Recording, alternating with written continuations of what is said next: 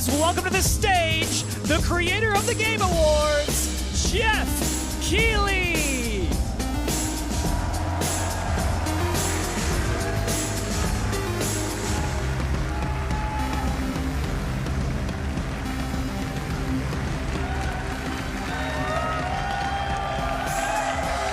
I love the energy. Hello, everybody, and welcome to Summer Game Fest, a showcase to celebrate what's new and next in video games. Now, every year, we have the distinct honor of coming together to spotlight the boundless creativity that defines our industry. Thank you all for joining us and giving us your time. And special thanks to Dante. I was reading my feed this morning and saw that he canceled a date, and he hopes I don't disappoint him.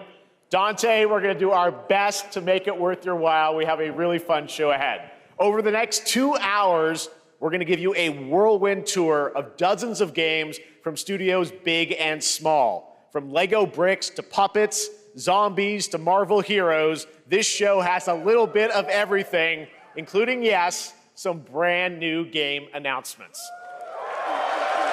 Gotta have some of those. Now, before we dive into the excitement, let's take a moment to recognize just how dynamic our industry has become. Here's a look at the top 10 selling new games on Steam so far in 2025 by units, according to Game Discover Co. Lots of great games. Now, the list includes beloved franchises, but sitting proudly at number one with over 13 million units sold since February is Repo, a groundbreaking indie game crafted by a passionate team of just 10 people at Semiwork in Uppsala, Sweden. And closely trailing it is Schedule 1 from TVGS, a solo developer in Australia. It's inspiring that these indie creations stand side by side with heavyweights like Monster Hunter Wilds and the Oblivion remake. Absolutely. Now let's also applaud Claire Obscure from Sandfall. Okay. They might get some nominations at the end of the year. We're not there yet. But it is a monumental achievement, earning the highest user Metacritic score ever recorded for a game, all from a team of under 30 developers who bravely stepped away from big publishers to forge their own path. One thing is clear. With digital distribution and engines like Unreal, today's most innovative projects increasingly emerge from outside the traditional publisher system. And that's something to celebrate. But with more than 18,000 games released on Steam just last year, more than double from 2020, the challenge now is discovery. And that's precisely why events like Summer Game Fest, our partner showcases happening all weekend long, and initiatives like the Steam Next Fest are so essential. These events help remarkable games, big and small, find their audiences. And hopefully, if you're watching this show, you'll discover your next favorite game. So, in that spirit, let's kick things off with a game from an independent studio who is thinking very big. In 2017, 4 developers broke away from AAA publishers to chart their own course. Today, they're a thriving independent studio of 30 creators. And what you're about to see is a powerful testament to what passion, freedom, and a small, dedicated team can achieve. Let's take a look at our first new game announcement.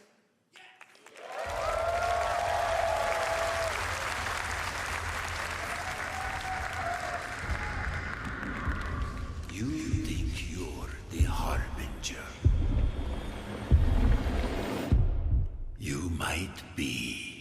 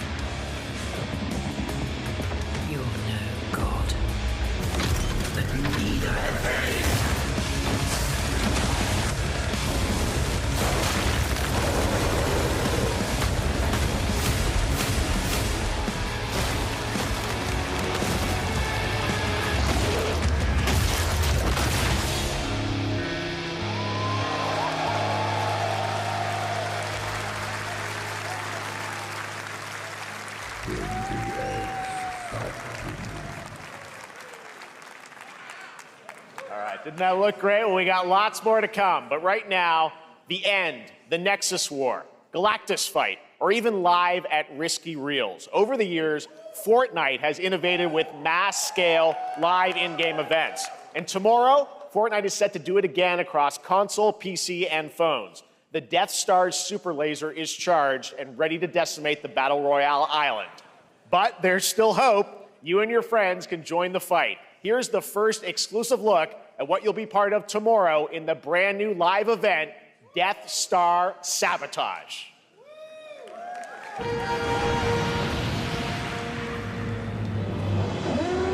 got a bad feeling about this.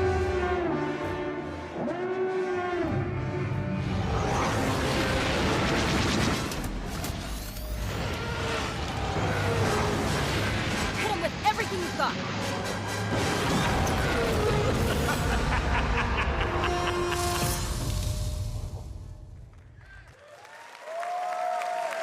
Think I saw Jonesy. All right. Right now, it is an honor to welcome to Summer Game Fest a legendary game creator who is set to release his latest project in just a few short weeks. With each of his games, he pushes the gaming medium in bold new directions, and we are honored to have him with us for the first time at Summer Game Fest in person. Please, everyone, join me in welcoming the great Mr. Hideo Kojima.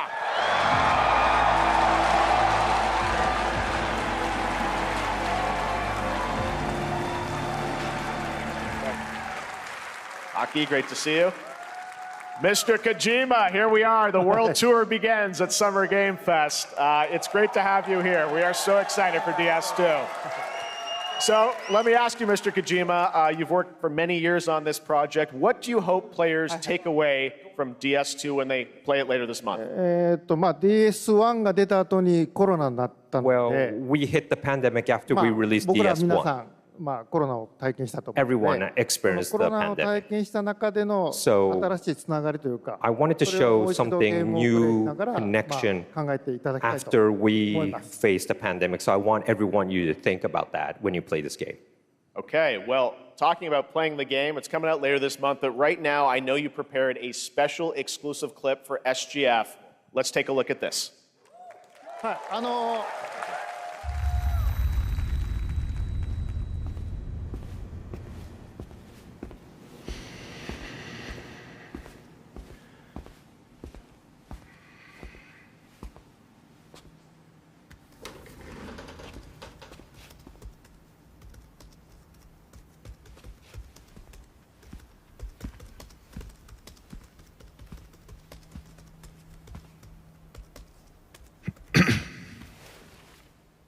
Welcome. Have a seat. Over here, please.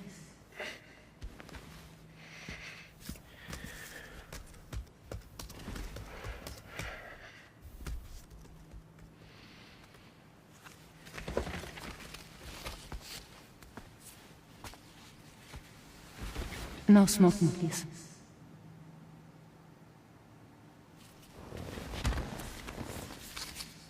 So you are Neil Varner. Mm-hmm. What do you do? For a living? I'm a porter.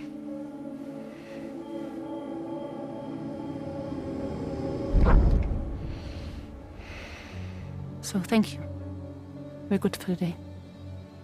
Okay, thanks. Neil.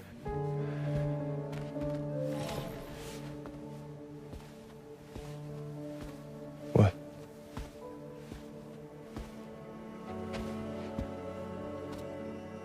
So you made it then? Sorry. You really don't remember me.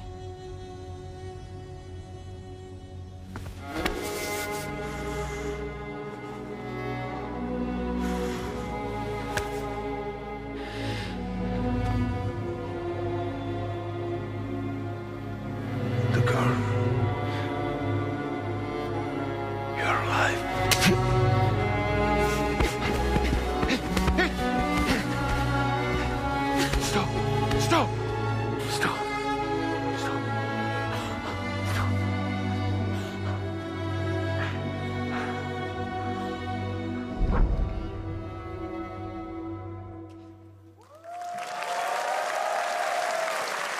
much mystery. Well, that was a clip from the game, a cutscene. We saw a first glimpse of Neil and Lucy, and we met them in the trailer back at South by Southwest, but we got a little bit more of them here. Tell us a little bit more about this clip and the characters of Neil and Lucy. DS2 で非常に重要なキ In ャラクターです。 It's a very important character. ニールとルーシー。 Neil and で、 Lucy. まあちょっと詳しくは言えませんけど。 I can't really say because there'll be spoilers. 手にカニ座の刻印が2人あ You ると saw the cancer mark on both of their すごい hands 深いつながりがあって、 So they have これ this が物語に deep 大き connection く関わってきます。 and reveals 前回 throughout the クリ story. フっていう人気キャラクターがい And まし last た time け on ど、マツさんがや DS1, って we have Cliff, で who was 物 played 語 by 的には Mats. 彼はもういなくな And った of の course, で、 by story, you 2では know, 出せ he ない will not be in で今回 DS2. ニールっていうのがマ But ツ this さんの time, 代わりというそ Neil の will 同 be じような like 役割を担って playing like the role that 登場 Mats します did for DS2 で this まあ、クリ time. フすごい人気あったので、 And Cliff was a very まあ popular クリフを超え character, るようなキャラク but タ I ーを作ろう think として、まあ、ルカさん we にお have 願い to して kind of like top that 結構いいキャ character. ラクター So にな Luca ったと Marinetti was a great 非 actor, 常に and I 心に think 残る演技もして it いた was だ great. き He did a great performance, so I think you'll like this new character, も Neil, う too. 20日後にゲーム出るんで、 Well, the game's going to be out in 20 days, so I'm not going to give any spoilers, you know. That's I know. what I brought today. But there is more to share, and you won't have to wait very long to learn more about the game. Actually, this Sunday, as part of Summer Game Fest, you tune into the DS2 live game premiere, where Hideo will be joined by many members of the cast. He'll be sharing a new demo of the game, live gameplay demo, alongside Elle Fanning and Troy Baker, and I'll be there hosting it. And let's just say this is not the last that you've seen of Neil this weekend, and we'll leave it at that. ニールのゲームプレイシーンっていうのを Yes, 出しま I'll す show の you で the gameplay scene of 見に Neil. 来てください。 So hope you enjoy, will join us Sunday, too. Excellent. All right, thank you so much. Hideo Kojima, everyone. Great to see you, Mr. Kojima. Thank you. All right, and now I'd like to introduce my co-host for Summer Game Fest. She's along for the party, a veteran games journalist on GameSpot and the co-host of the Friends Per Second podcast. Please join me in welcoming the incredible Lucy James.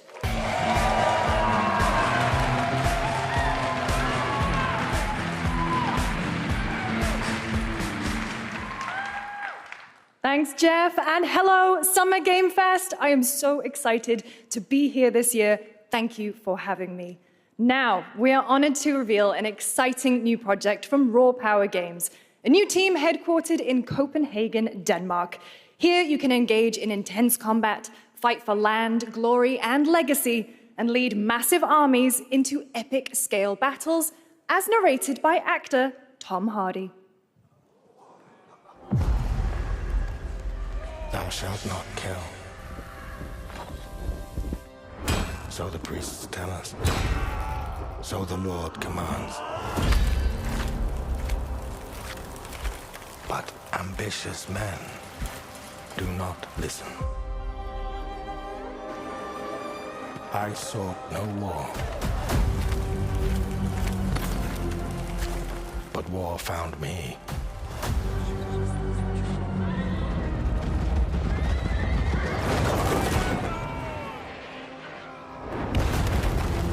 I became like them. I took up the sword, prayed I could win redemption through my deeds.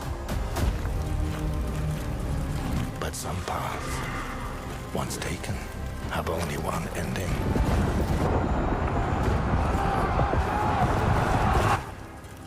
I shall find no peace. On this road, there is only death.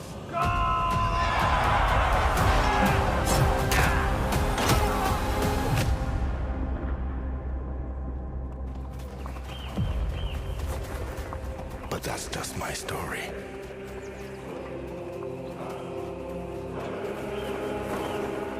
Go write your own.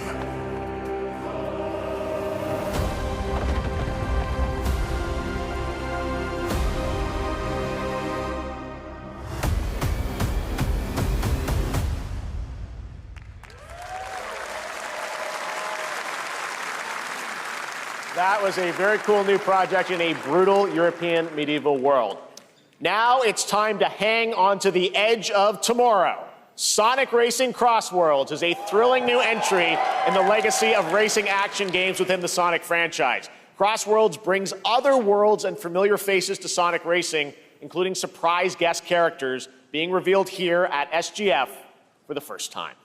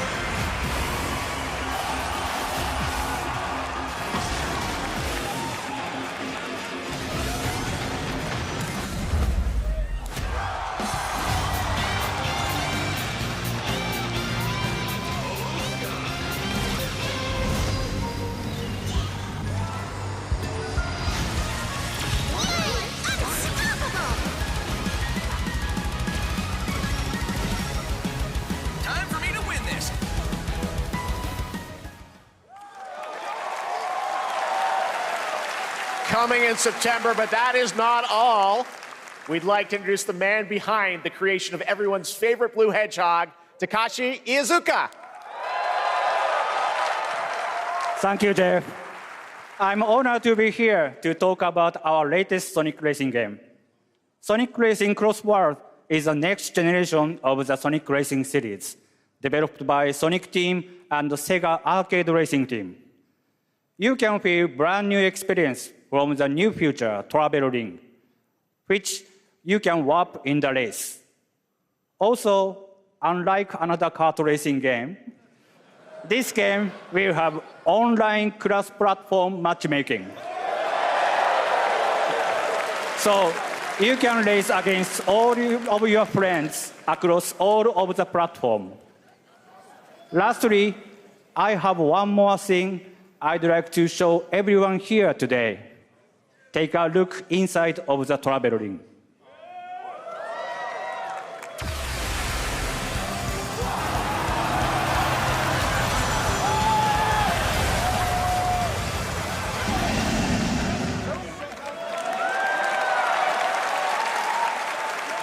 Minecraft and Sonic.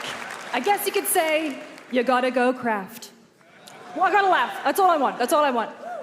Next, we're excited to reveal a brand new action RPG from Bandai Namco Studios. Embark on a journey across a dark fantasy world and uncover a vast story that eclipses time.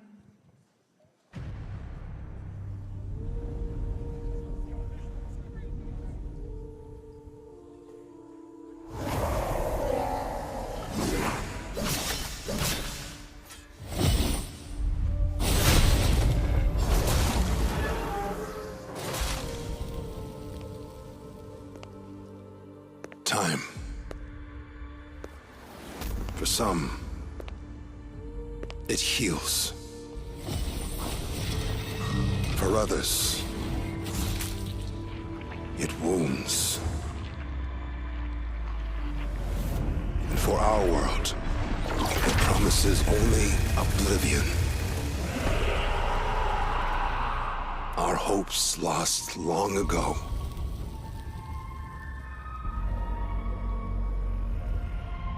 But you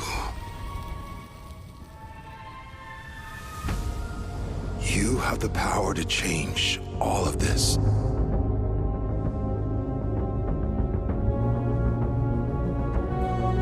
If time were a weapon to wield, could you undo the sins of ruin? In this time, or maybe the next, you'll find how to save us all.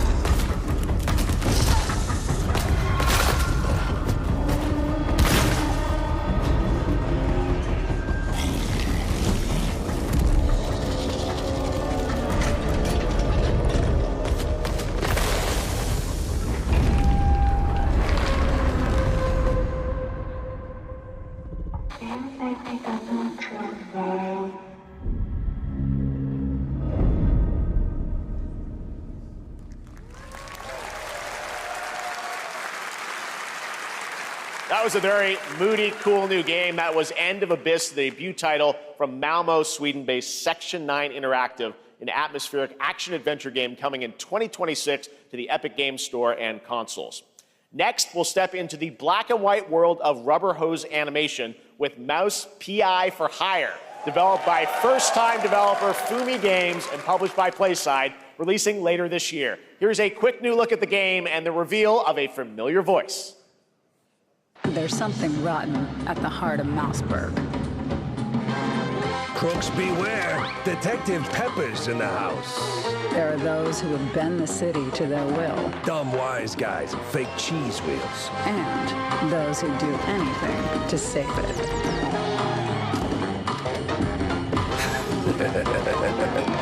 They won't even know what hit them. Oh boy. Here we go.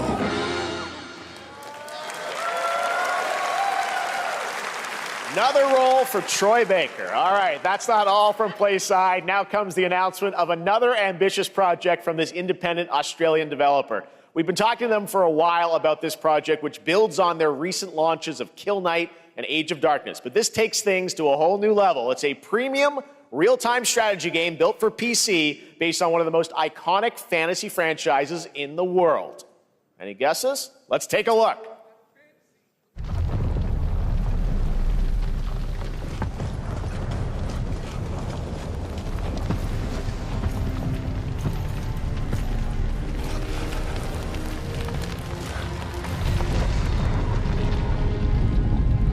You may think you know how the game is played.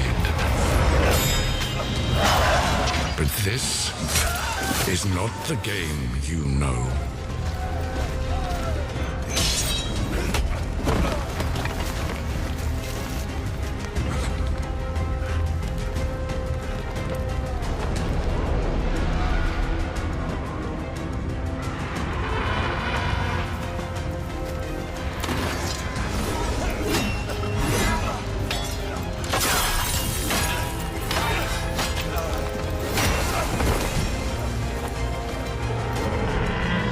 This is your legacy.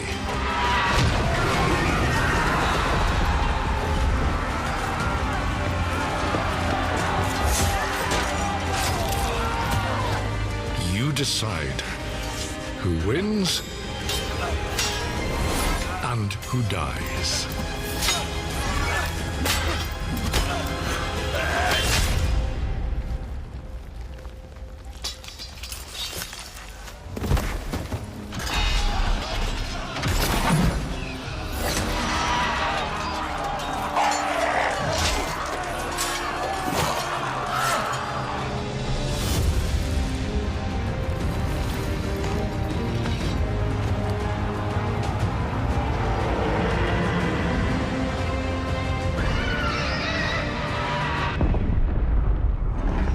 Thrones.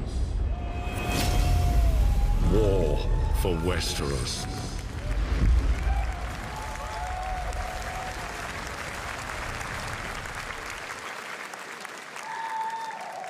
All right, now it is time for the global reveal of an FPS action-adventure RPG.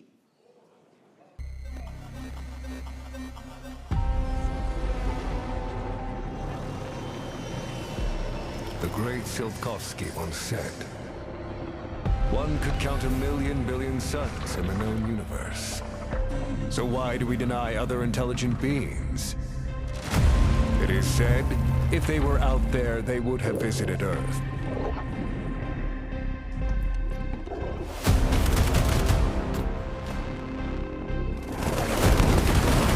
My answer is, maybe they will visit us. But time has not come yet for this. The dawn of a new era. The era of Atomic Heart 2.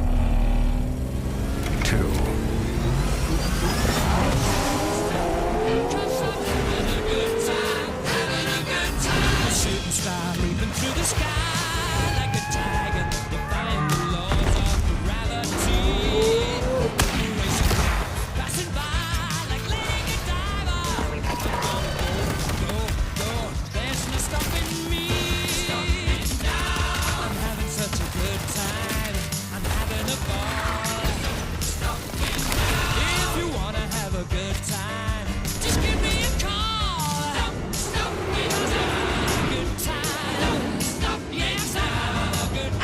hunt, Captain.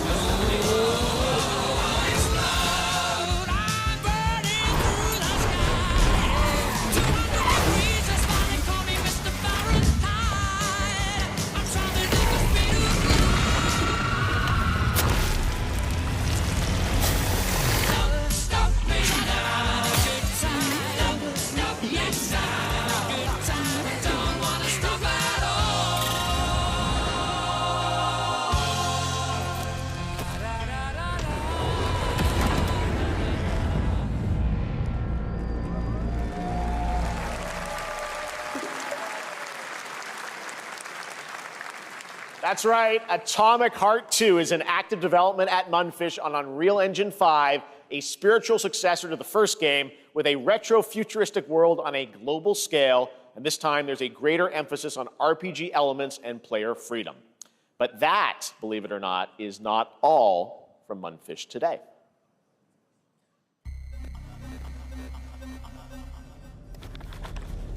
Is it recording?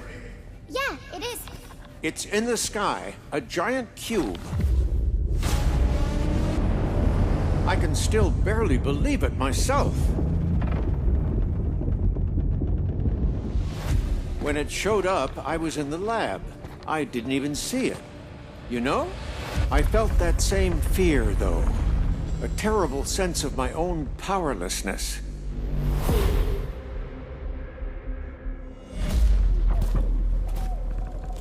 How did the whole of humanity miss it? And did we actually miss it? What if the cube didn't appear, but revealed itself? What if it was always there, and we've only just started to see it?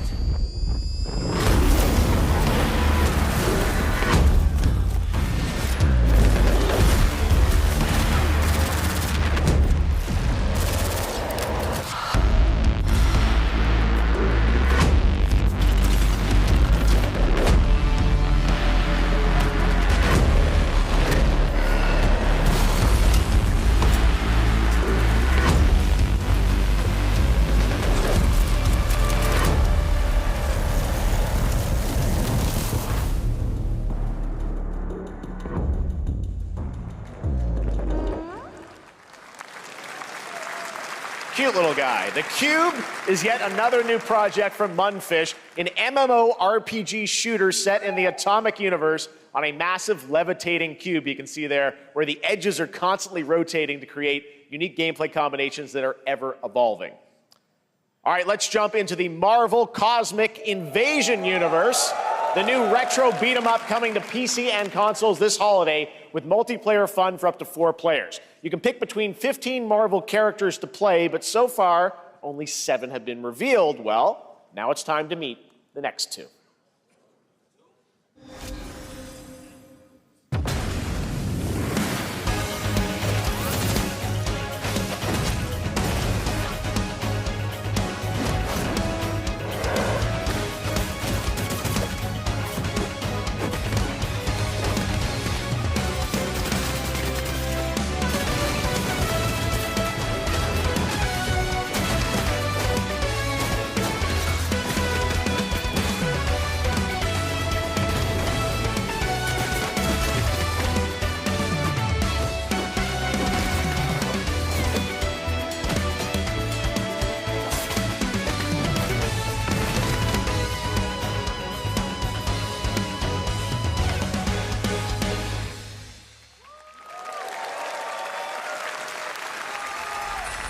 This isn't hell or my world. What is this place?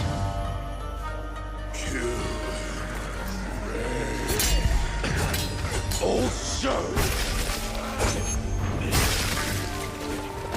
you don't have a chance.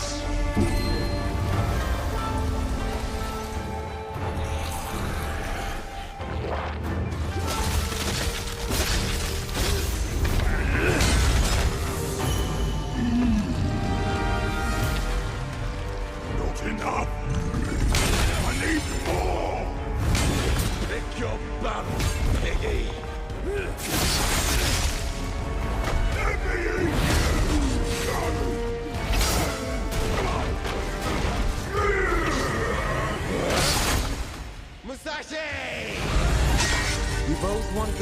thing, Musashi. But there's only room for one at the top. And it won't be a coward who runs from jewels. Words never did work between us, did they? Sasaki Ganyu.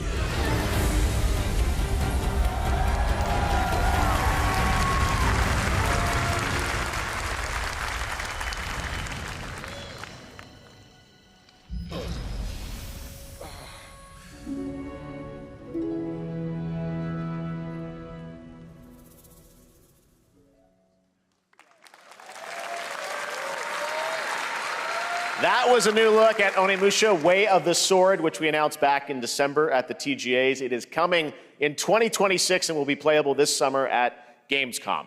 Now let's completely switch gears. You guys all know I love my puppets, and this next project is one I've been tracking for a few years, as a team at Sans String Studios is using Unreal Engine 5 to create an insane digital puppeteering pipeline. It's actually a thing. What you're about to see is running completely in real time in Unreal, and I cannot wait to play it. Here is an unexpected new game announcement that combines comedic storytelling and arcade fighting action. Check this out.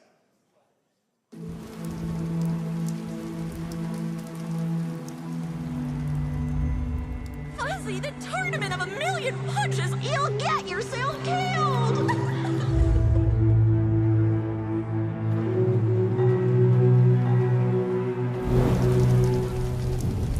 All right, you little sack of fuzzy shit. Show me what you got. What? If you're gonna be champ, we gotta transform. Why are you even here? Don't waste my time.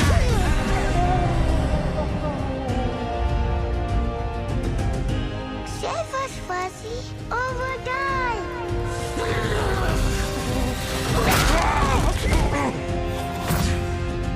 Attaboy. Attaboy.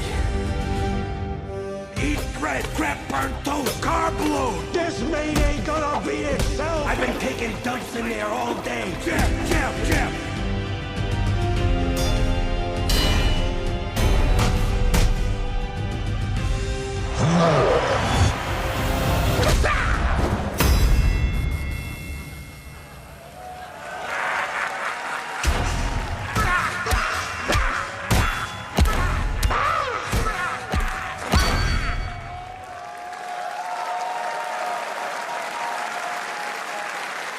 Super fun. Got to wish list that, right? All right, well, next it's time to see the announcement of a brand new game, In Deception We Trust. An ancient white castle deep in the mountains, lost to time and legend. Only the chosen find their way here. Gathered from every corner of the earth, divided yet bound. Wolves and lambs. Engaged in a perilous dance of wits, a game where truth is but a shadow. Enough theatrics, I'll get to the point. Killer Inn is a murder mystery action game. The killers lurk elusively in plain sight. Kill someone and a clue will remain. Hair, fingerprints, blood, clothes. The lambs scramble to find clues, one step closer to unmasking the culprits. Who is guilty will eventually come to light. Wolves win by killing every lamb. Lambs win by rooting out every wolf. Such simple rules. But there's so much more to this game of murderous mystery. Complete quests to level up. Buy items with the gold you earn. Loot chests for weapons and armor. Steal items, blow up opponents, poison others, place traps. Discover one of your own is a wolf. Is killing not to your taste? Then you'd better escape the castle. Now the paths to victory are clear. You would do well to remember, deceit and deduction are your strongest weapons in this game of life or death. Your invitation awaits. That was Killer Inn, a 24-player multiplayer game from Square Enix where you compete in a game of life or death using social deduction skills to win. All right, it's hard to believe this next game was first announced at TGA in 2021. And though it's been a while, their recent tech tests prove that some things are definitely worth the wait. I'm, of course, talking about Ark Raiders. This is one of the most anticipated games of the year, and we're excited to share a new trailer which will tell you more about the mysteries surrounding the world of Speranza and the long-awaited launch date coming later this year. From Embark Studios, here's the world premiere of the release date trailer for Ark Raiders.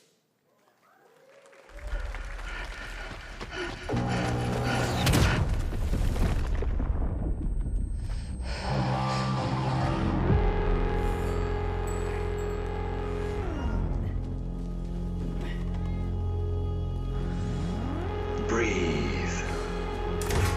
Let your body settle into a slower rhythm. Clear your mind of all distractions. You don't have to walk this path alone. Surround yourself with resourceful friends.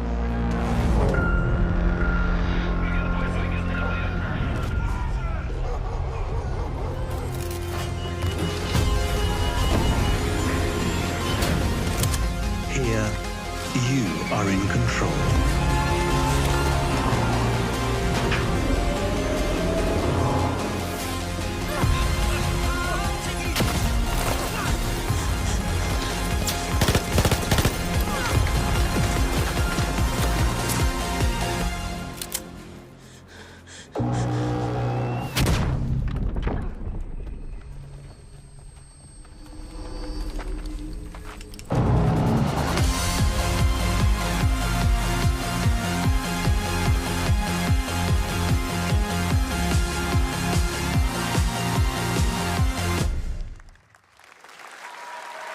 That's right, everyone. Ark Raiders is coming October 30th, 2025 for PC and console.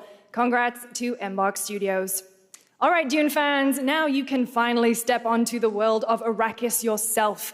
Dune Awakening combines the survival and MMO genres with a thrilling cinematic story. It arrives on PC in just a few days on June 10th, but you can play it right now in Steam Advanced Access. Here is a brand new look.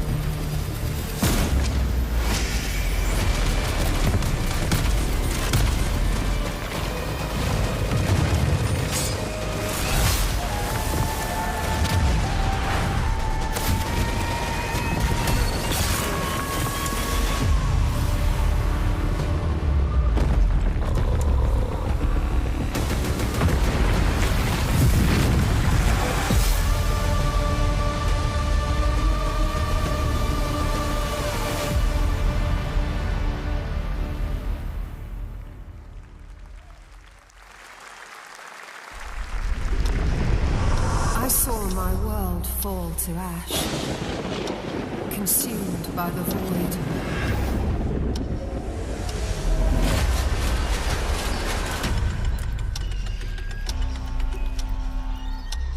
Try as I might to quell their advance. 'Twas all for naught.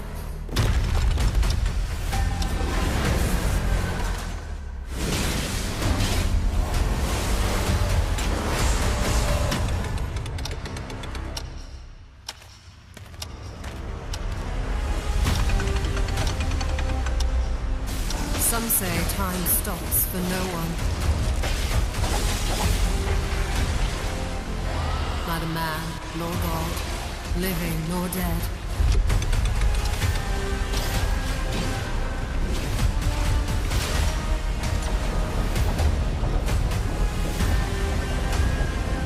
Yet what then of those who deigned to turn back the hands of fate? To save what remains of our broken worlds, you need only take my hand. Return to the past, where your journey awaits.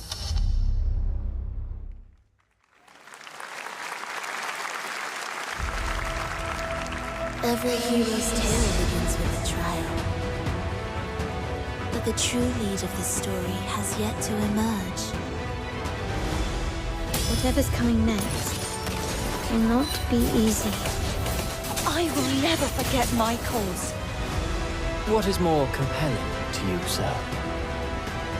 Just as he once came to me, filling that dark tower with light. What happened while I was out? So I hear you're looking for someone? The victors show no mercy to the defeated. People here despise weakness, worship strength, and crave glory. I never doubted that you'd end up here. I'm merely curious. What ending have you penned for Septimont this time?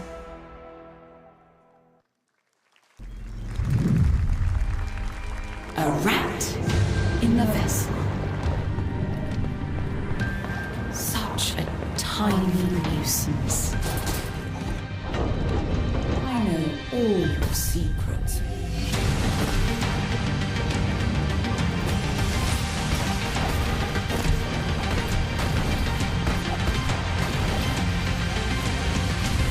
And don't come back. That's Mio, Memories in Orbit, a stunning new Metroidvania platformer that has a demo on Steam you can play right now as part of Next Fest. What you're about to see next is a stop-motion co-op platformer where everything has been crafted by hand. It's called Out of Words, and I'm honored to show it to you today.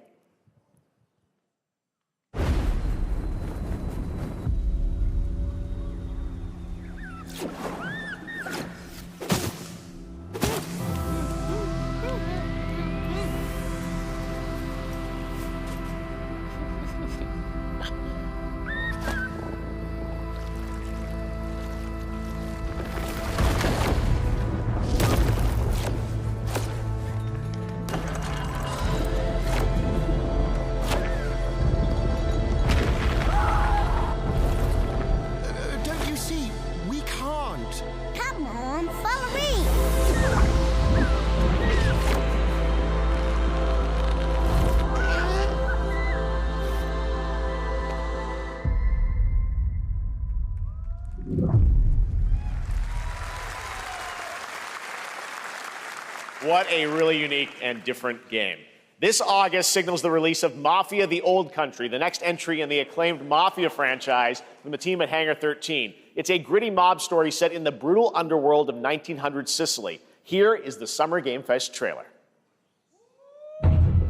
Betrayal burns because it can only come from someone close. An enemy can't hurt you like a friend. Who are you? Sono Enzo. I work here.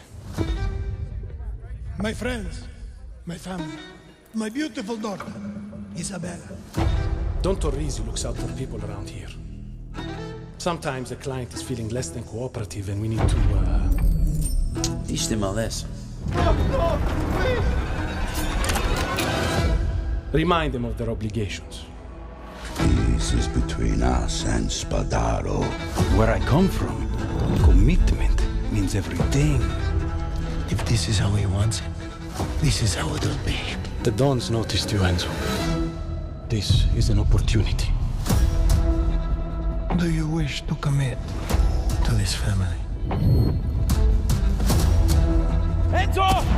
We can't let them get away! When Isabella became involved, it became our business. Vicky Puttana!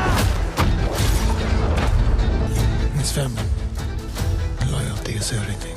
We do not always get to choose what we do. We can choose who we are. And who are you, Enzo?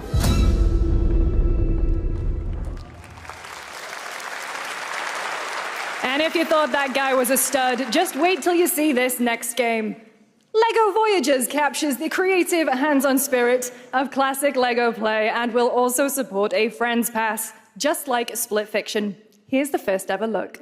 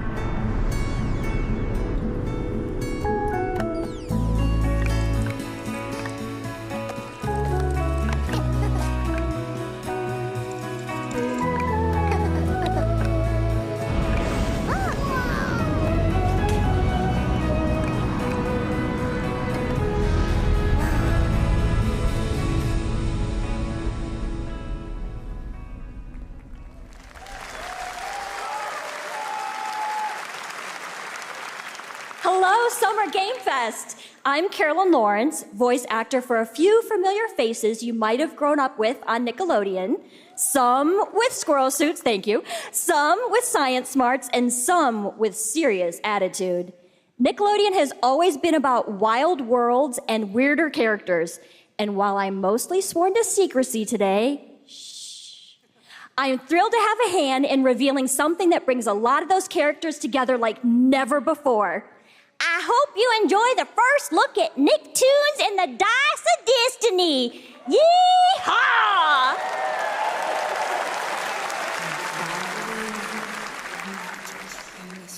A great evil would emerge. However, a brave and wise and powerful and ridiculously handsome wizard would call upon his magic powers to summon the most ferocious, most awesome, most totally radical team of adventurers the land had ever seen.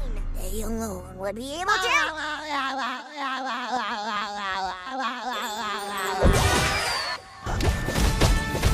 Imagination! Go big, go burn!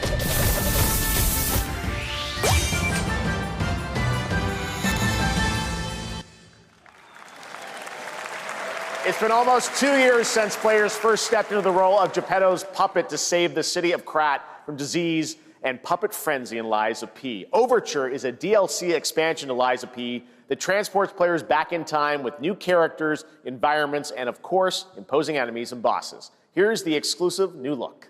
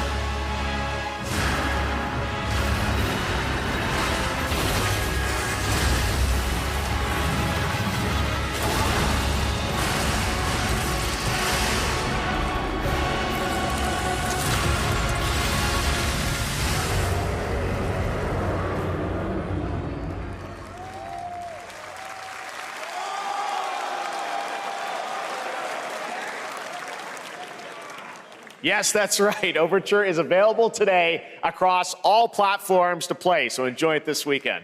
All right, next up, the small video game publisher Serenity Forge, based in Boulder, Colorado, shared this game with me a few months back with a DM that said, Doki Doki Literature Club meets Silent Hill. That piqued my interest. I think you might get a kick out of this announcement, too.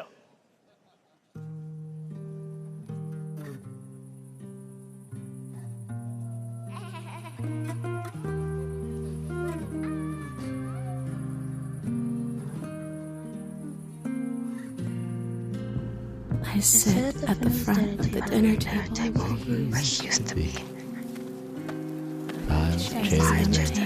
My plates full.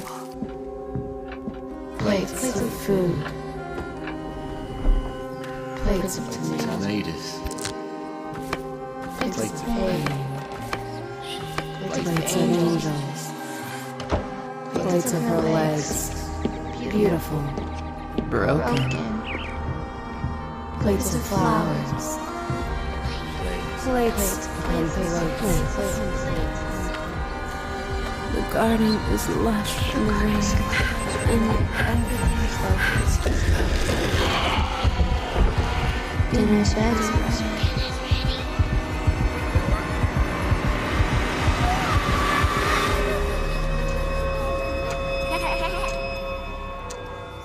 There's a hunger that feeds and blooms, and I will feed, and I will bloom.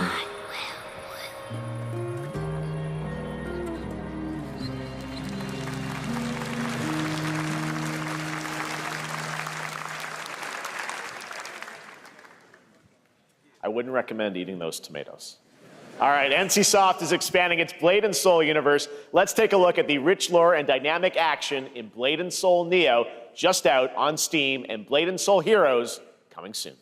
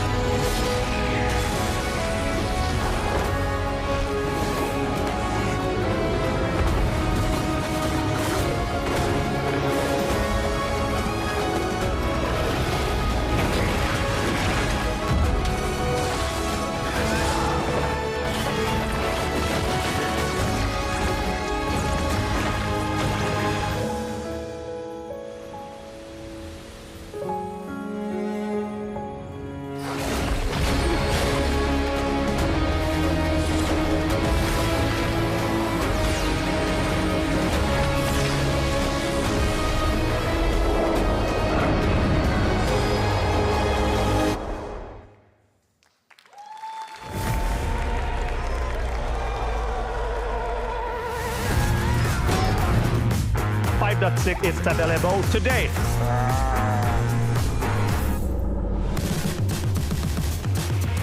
This is a technological showcase set in the world of The Witcher 4. Human Creator is now fully integrated into Unreal Engine. You're seeing me live in real time. Squid Game will be coming to UEFN. It started with an epic mega grant, and it's now a serious contender for Game of the Year. That Mongil Star Dive will be exclusively on the Epic Game Store.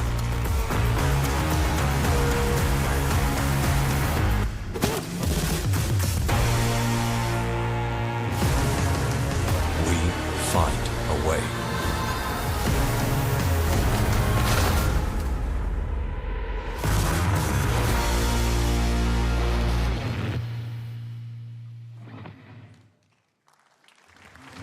We altered the course of nature, unleashed genetic power across continents.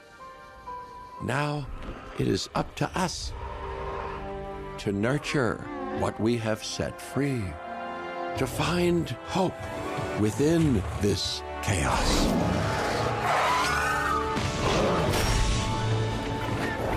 Well, to help life find a way.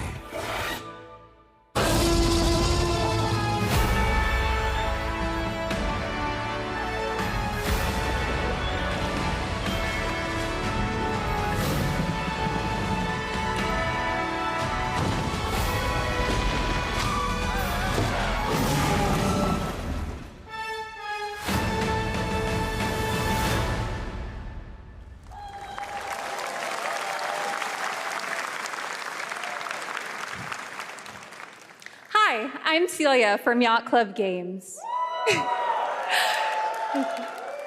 10 years ago, we broke new ground with our first game, Shovel Knight. Today, I'm thrilled to share a world premiere look at our next IP, Mina the Hollower. Mina continues our traditions of refining retro gameplay for a new generation. It's a bone-chilling adventure that it blends intense combat, free roaming exploration, and precise platforming.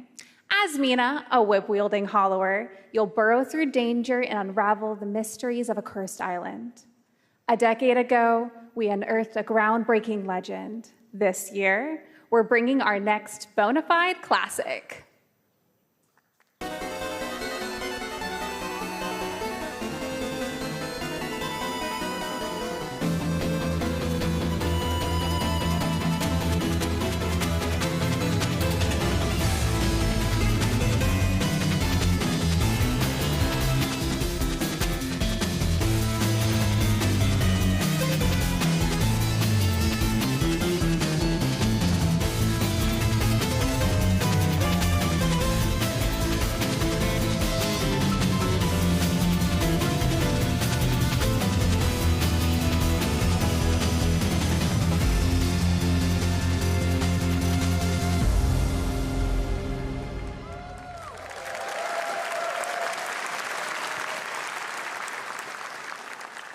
All right, this is a special one. Our next game comes from a well-known developer that has done...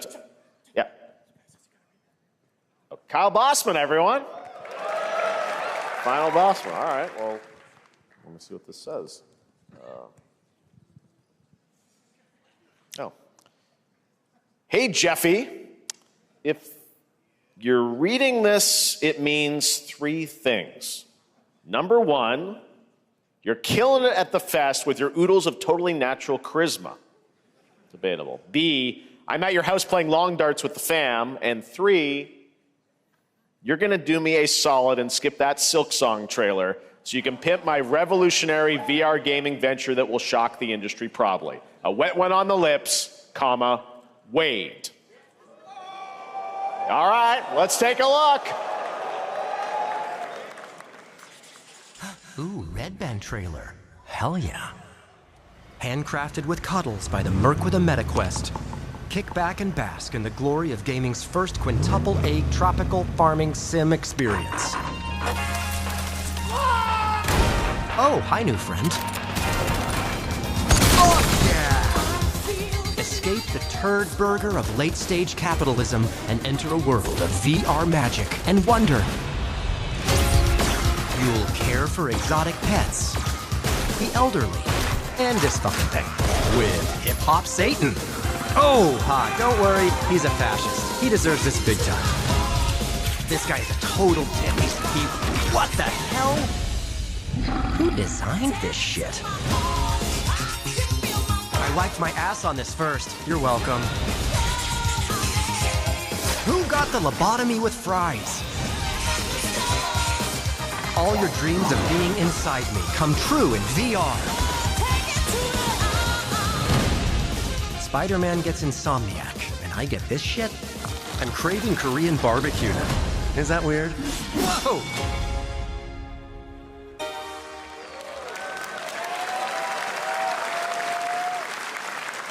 With Neil Patrick Harris as Deadpool. All right. Last year at Gamescom, we announced Dying Light the Beast, the culmination of a decade of Techland's experience building survival horror games. Kyle Crane is back as the player character in this title that blends open world and action survival horror. Let's take a look at the latest trailer with some big news, the release date.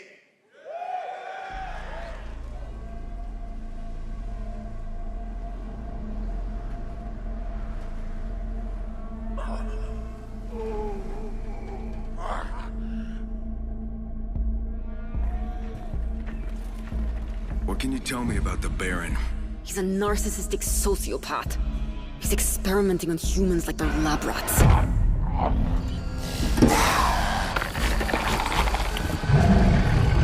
God only knows what the Baron's planning to do with those monsters.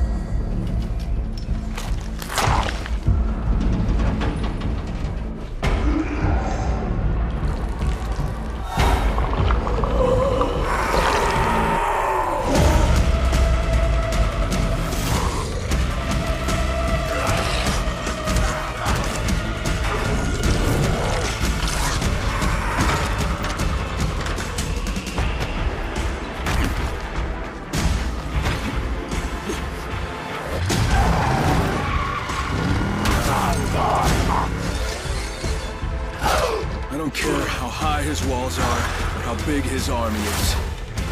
That fucker will pay for what he did to me. All the years he took from me. All the agony he put me through. You want revenge? Damn right I do!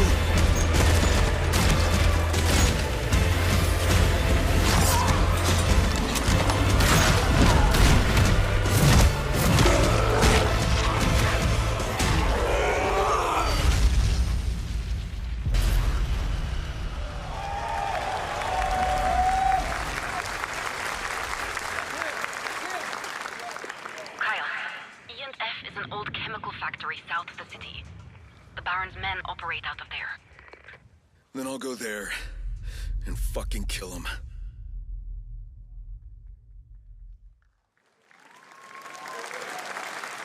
There's the big news. Dying Light the Beast is coming on August 22nd, Gamescom week. All right.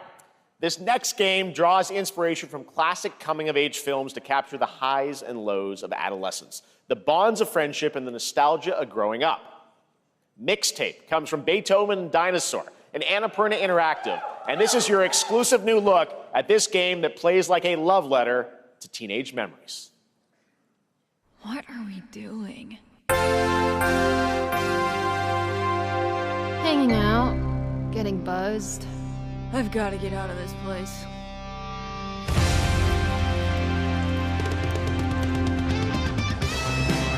At the end of an era, when everything's about to change, it's time to look back on your greatest hits.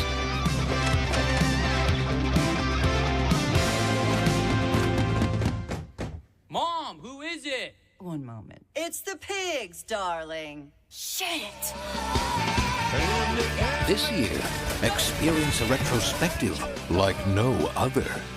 Beethoven and Dinosaur invites you to relive the teenage riot, to spend one last night together before school's out forever.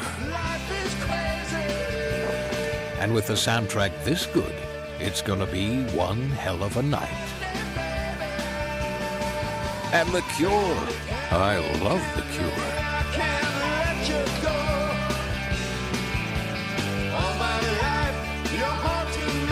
Experience it for yourself. Mixtape. Nothing but the hits.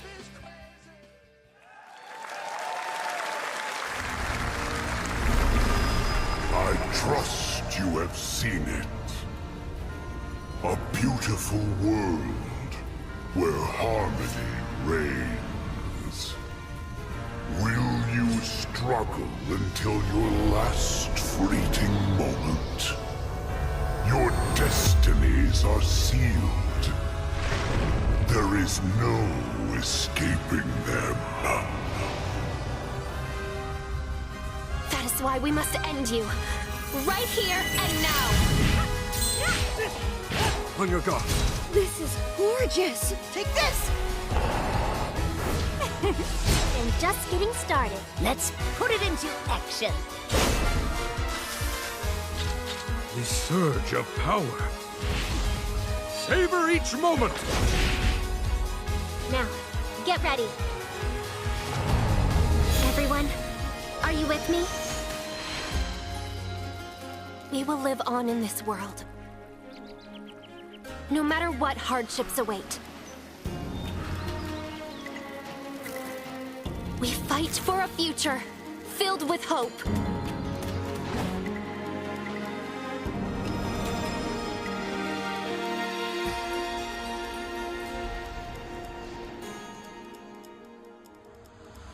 Toa and the Guardians of the Sacred Tree.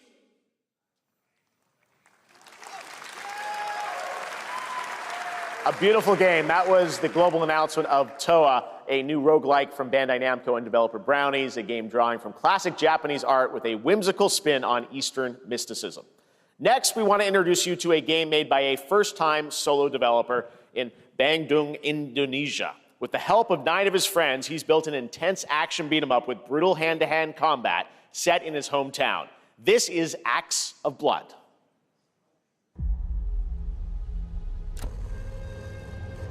They left me with nothing. No justice, no peace, just names on the wall. The hunt isn't over. Not until I kill them all.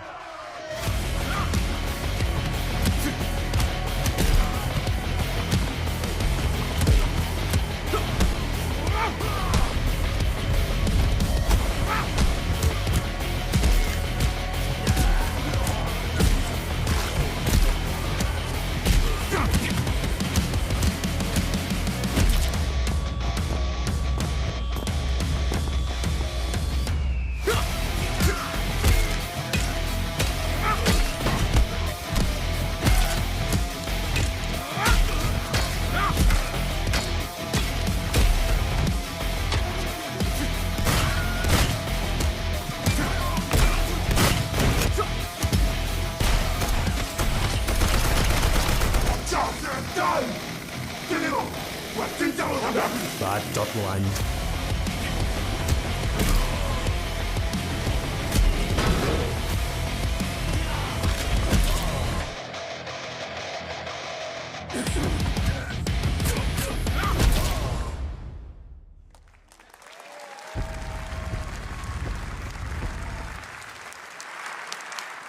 Amazing what these solo devs can do today. Now it is time for the reveal of the next game from Montreal-based Tribute Games, the makers of TMNT Shredder's Revenge and Marvel Cosmic Invasion, which you saw a little bit earlier. If you're like me, you've been waiting for more than a decade for this reveal.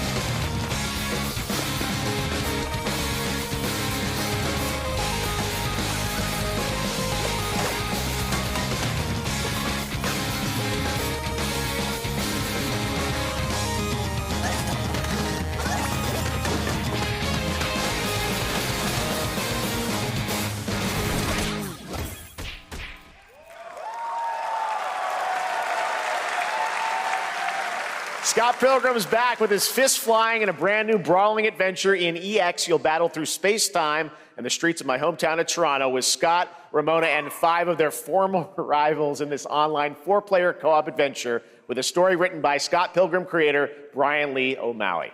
All right, we're going to be right back. But first, we have a very special message from Maggie Robertson, TGA winner in 2021 for her performance in Resident Evil Village. Ah, there you are. Wait long. We've been preparing delightful ways to make you suffer. So enter the village if you dare. We've slashed the price to be lower than ever for you simple little man things. Still thirsty? Worry not, you ungrateful wretch. There's plenty more fun to go around. Now cease this foolishness and make your decision wisely.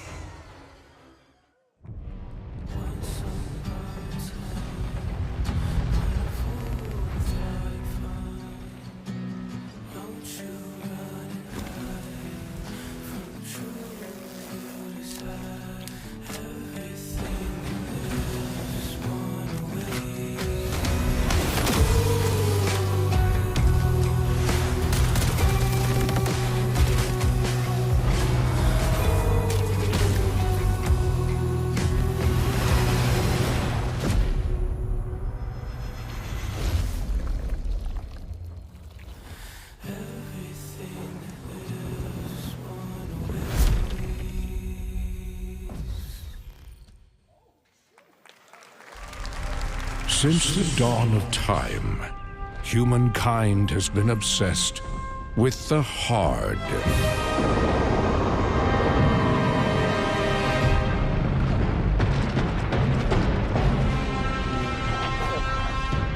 Now, a glorious morning has dawned on something that's simply harder. Scum. Big hitter like witness this apogee, no fantasy. Big hitter like mix up pure alchemy, lethality. Big hitter like big hitter like big hitter like Your hard just got harder.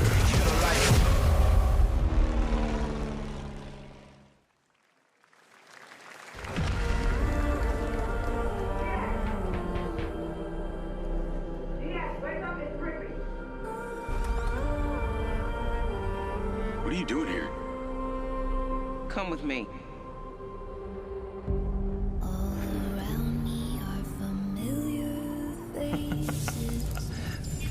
At first, I thought it was just broken synapses in my head. Keep your lens speed on. In years. I've been seeing things. Like a part of me that's been buried down deep feels like it's just knocking to get out. I'll be seeing you around, Charlie. Maybe this is the real me. Diaz, you were a good soldier.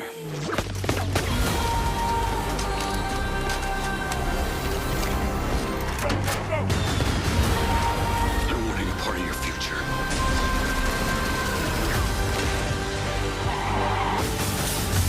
It's activating.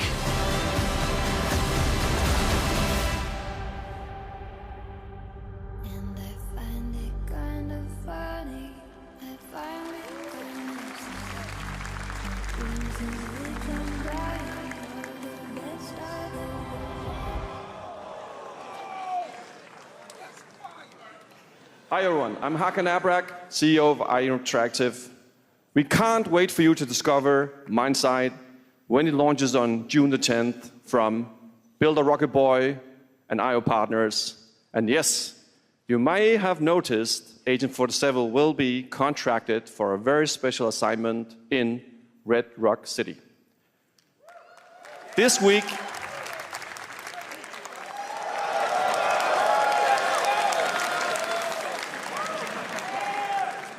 we finally revealed 007 First Light to the world, and your reactions were heartwarming. It's coming in 2026, But we want to make the wait more exciting. We are bringing someone into Hitman, the World of Assassination, who is very dear to the Bond universe. Let's take a look.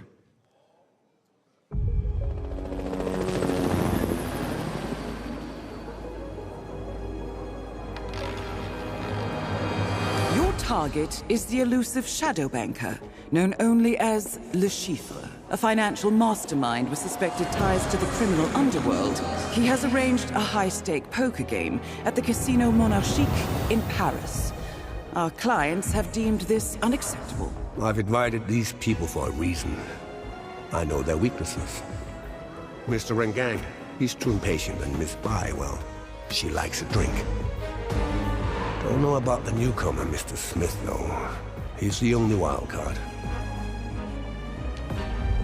Well, this is turning into an interesting evening.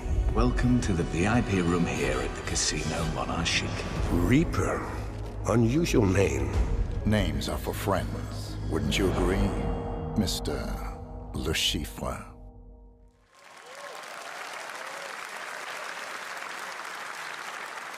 There you have it. Hitman and 007 are coming together in a very unexpected way. We know our players waited a long time for 007 First Light. It's just around the corner, coming out next year. However, Hitman is live right now. So I thought, why wait? And I asked a fellow Danish friend to join me here. As a matter of fact, he is here with us today. That's right, everyone at Summer Game Fest, please welcome the great Mads Mikkelsen.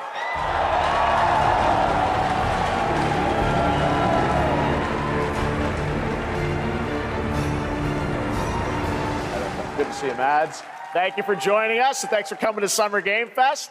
Mads, you are Cliff, but you're also Agent 47's next target as Le Chiffre, the villain we know from Casino Royale. Yep, that's it. And you know, this is, I've always had a deep love for this character. It's a role that means a lot to me because of a lot of reasons. So when Haggard gave me the chance to step into the shoes of Le Chiffre once again, I did not hesitate for 1 second. But this time is a little different. He's more confident. He's dangerous. He's not just a brilliant mind hiding behind a desk. He is visceral, unpredictable, and ruthless. And let's just say this time he doesn't outsource the violence anymore.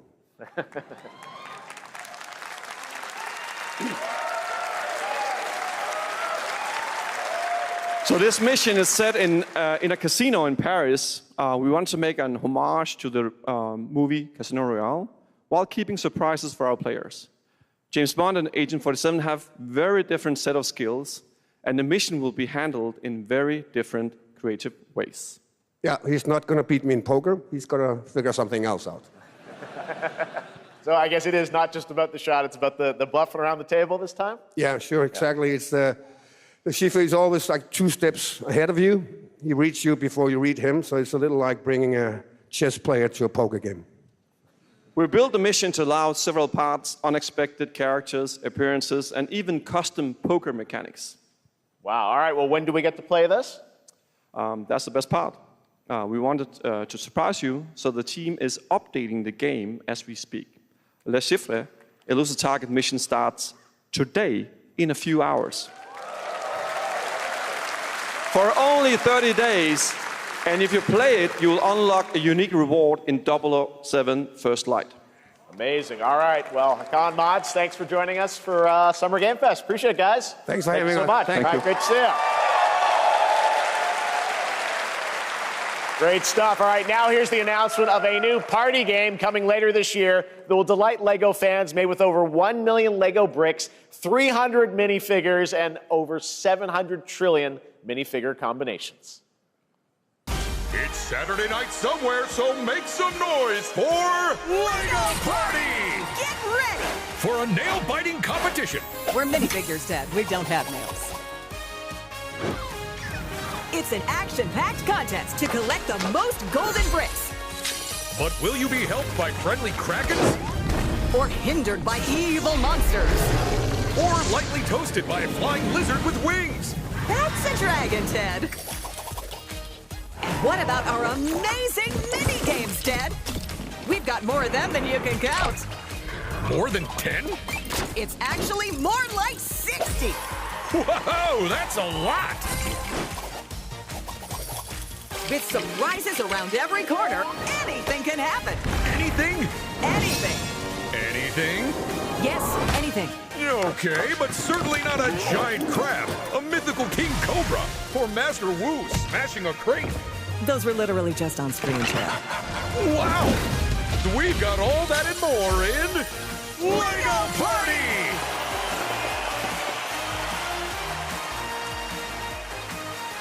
Whoa, that is looking mighty tasty.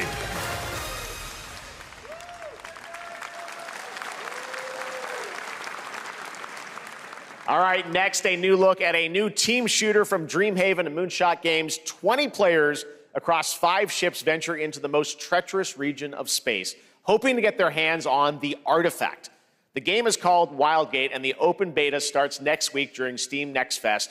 And we're also very happy to announce the game will launch on July 24th for PC, PlayStation 5, and Xbox. Let's see what it means to get into some serious space shenanigans.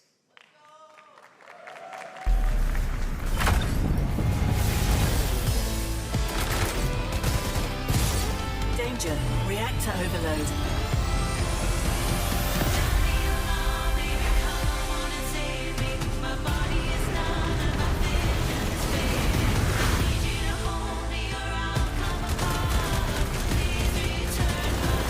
I've got the artifact.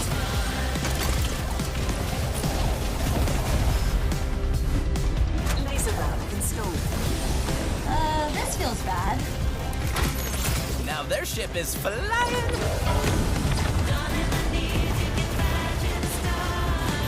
Is that the artifact? Safe with me. This'll be good. Good thing that wasn't our ship.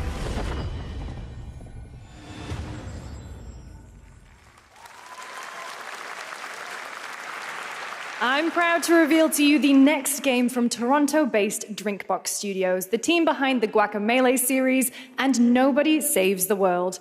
They're making a full 3D game that can be played alone or with a friend in co-op. You can find out more during Day of the Devs right after the show, but for now, here is the global reveal of Blighted.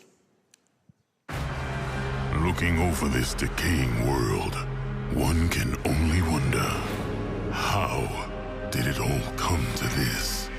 It began with the ancient rituals, the dead buried with a seed from the trees of memory. Those who ate of the fruit saw the lives they lived and passed their knowledge to future generations until Sorcisto, in his lust for power, consumed the brains of the living, spreading this blight. You harbor it too, I see.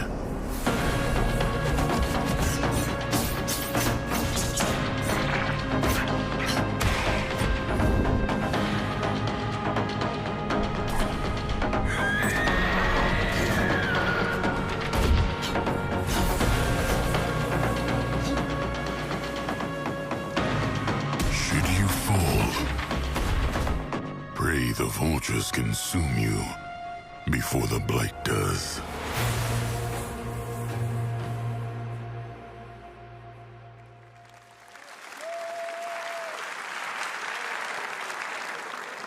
There is more Blighted coming up right after the show in Day of the Devs. All right, next is a first-person survival action horror game from Team Clout. It's a new team of 50 with founders in Canada and Armenia. They partnered with the new Munfish Powerhouse label to bring this insane Unreal Engine 5 game to life with unpredictable monsters and visceral dismemberment.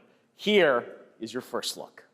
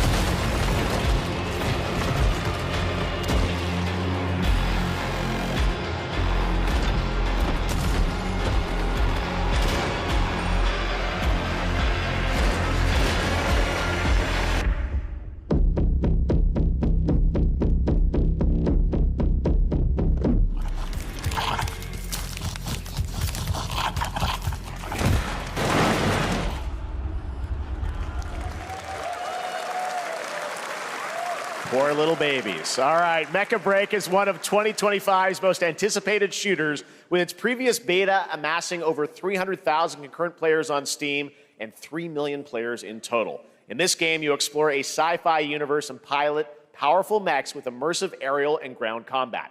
As a top wishlisted game, players are clamoring to know just one thing: when is the release date? Well, here's Mecha Break's latest trailer with the answer you've all been waiting for.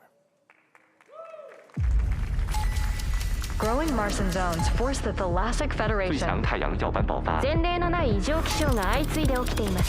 advance its Project Enterprise.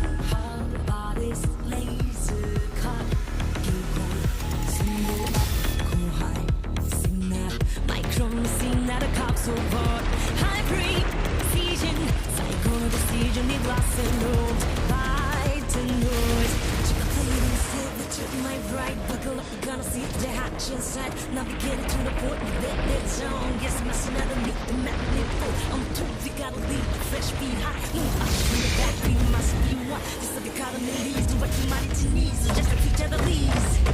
God, very nice for glory. Spot me up and storm it. That's a shit to know it. Discharge your sunshine, God, I bleed it.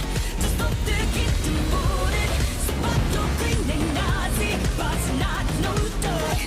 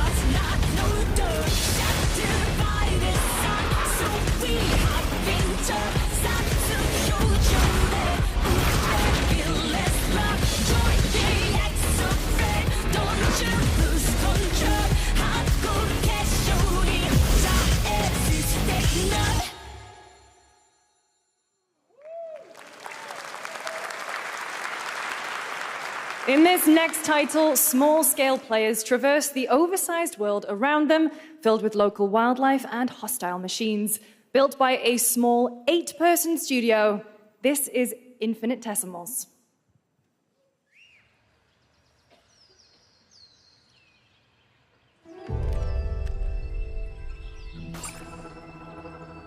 Mechanicals approaching.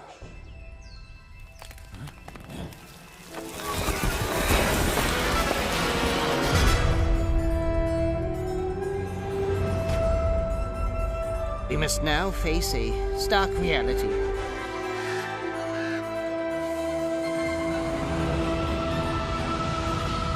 The industrial civilization we were expecting to join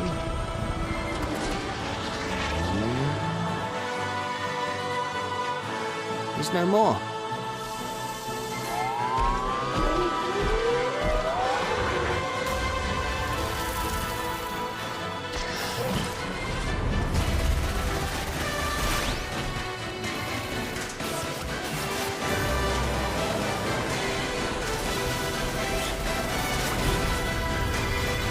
Whatever it takes, we find a way.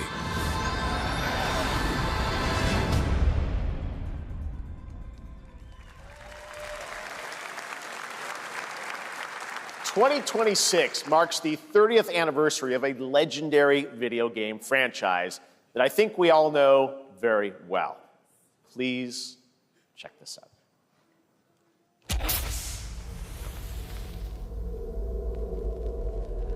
Happy birthday to you. Happy birthday to you.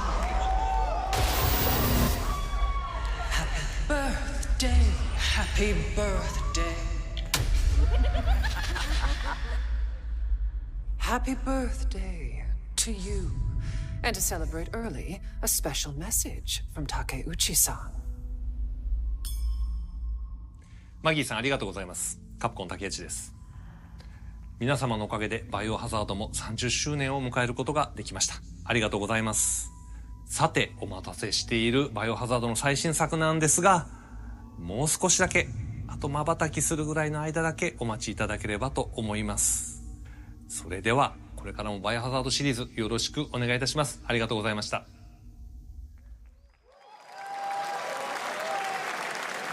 I need a glass of wine too. All right.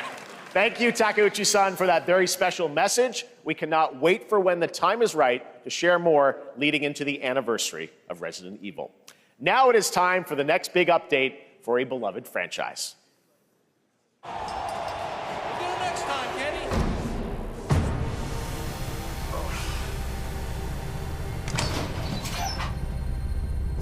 Let's rumble.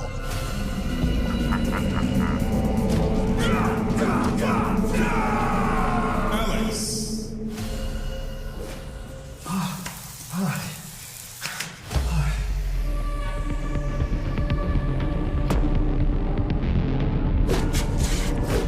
Viper.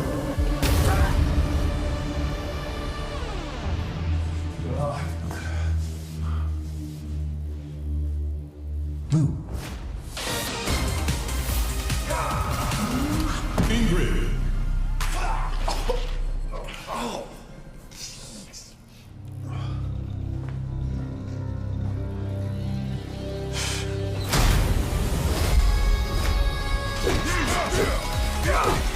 Sagat. Street Fighter 6.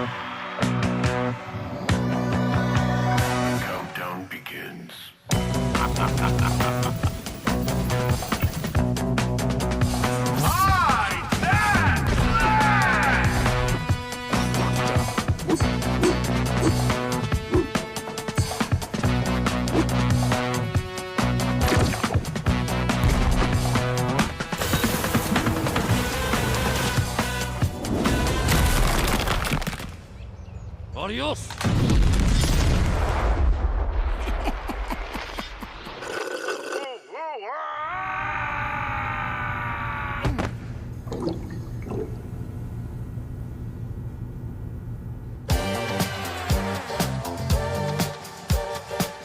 Wish list now.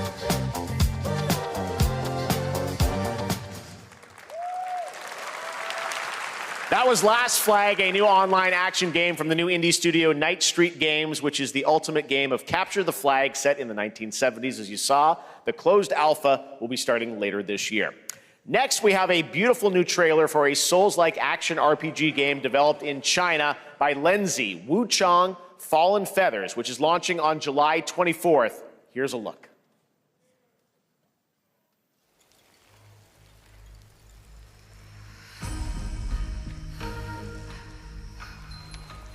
Is this bloodshed really what you wanted?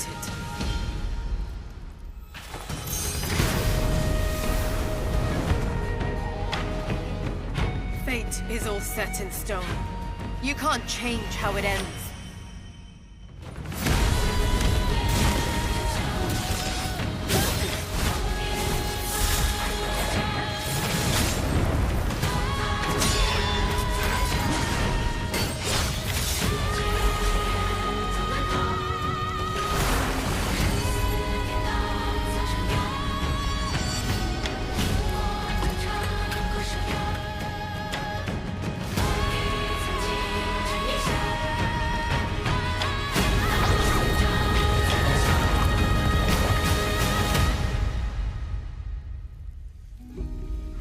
What will it take to finally awaken you?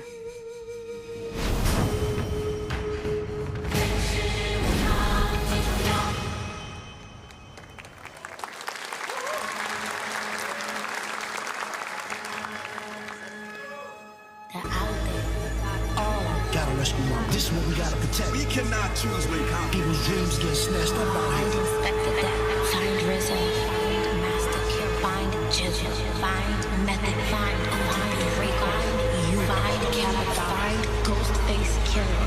Where is the Wu-Tang Clan? Find them.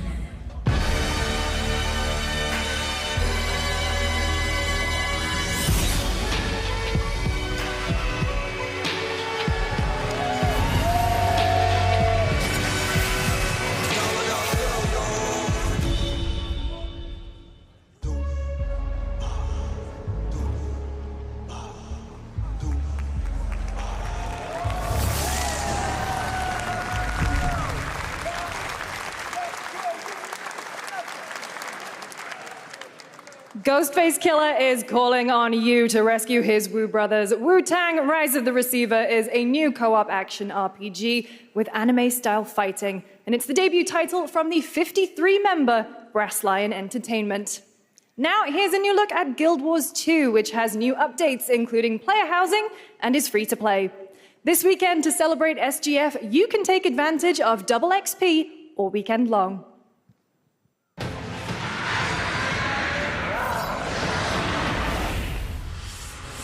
My calling takes me far from home, where shared struggles form fast bonds. My greatest advantage? Adaptability. Their greatest weakness? Me. My story. My story. My story is yours.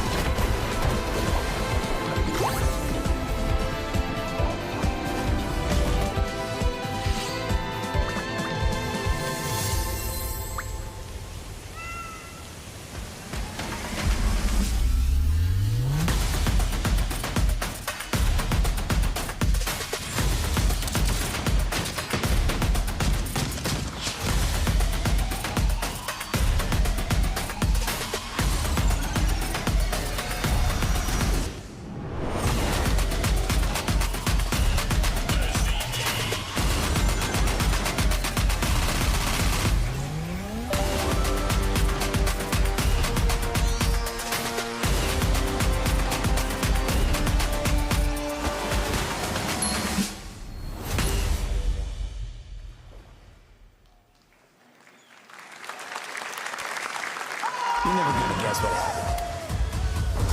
I took a bullet, I died, I came back. Here we go. And I met Johnny Silverhand. Chip. Long story. Here is another game throwing back to a classic animation style. Enter a surreal world where you're a down-on-his-luck outcast who has to battle his inner demons, literally, in this action roguelike. Here's Into the Unwell.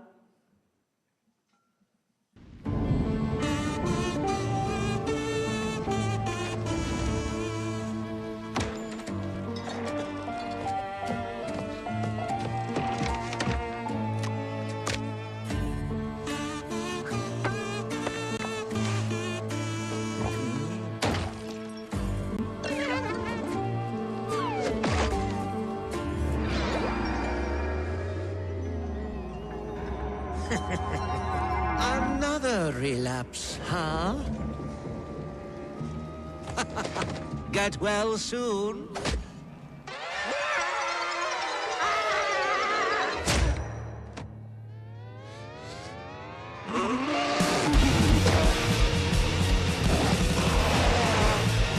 Maybe it's too much for someone like you.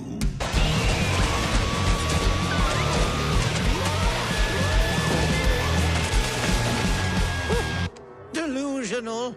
It won't always be so easy.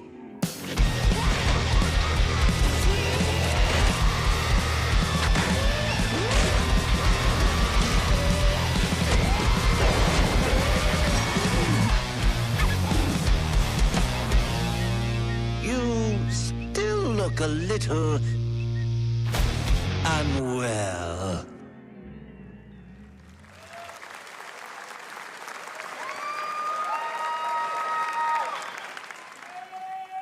Hey guys, I'm Ian Prue, the co-founder of 1047 Games. When we started Splitgate in our dorm room, we just wanted to make a game we could play with our friends, and 20 million of you played with us. Now, with the help from our amazing community, we've built Splitgate 2. Why?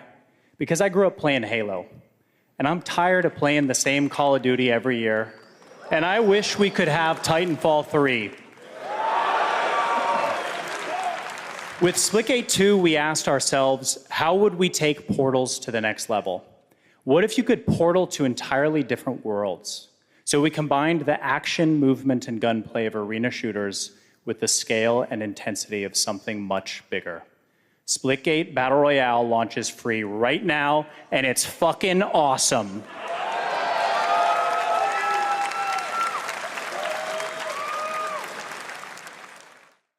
Look at that water placement, expertly done. This is the epitome of sport. We are splitting savants and jetpack geniuses. The movement is so fluid, so fast, you can't stop it, you can't catch.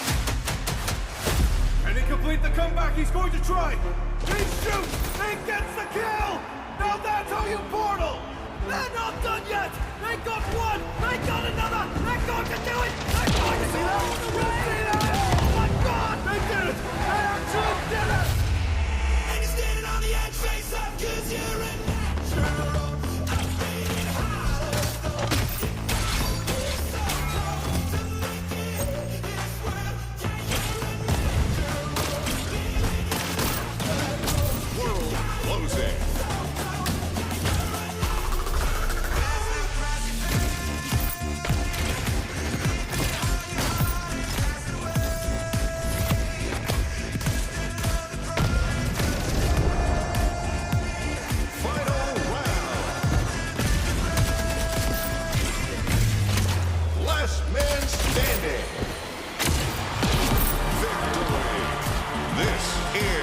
Splitgate.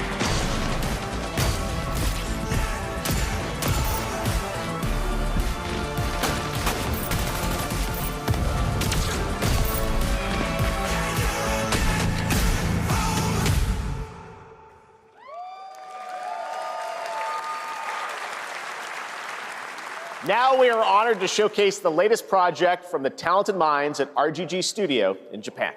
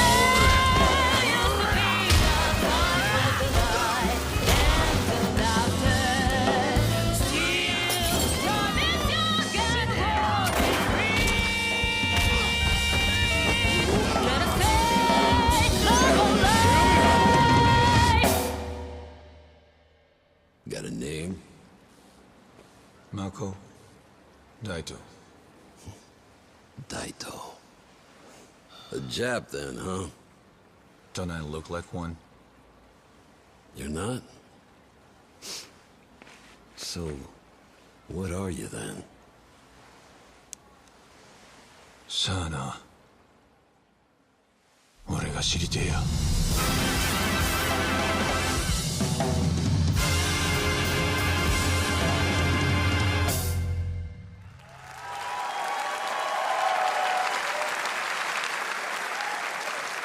You saw it at TGA last year as Project Century set in 1915, and now the full name has been revealed. Stranger Than Heaven, the brand new title from RGG Studio. This time it's now 1943, and knowing RGG, I'm sure more surprises are surely on their way.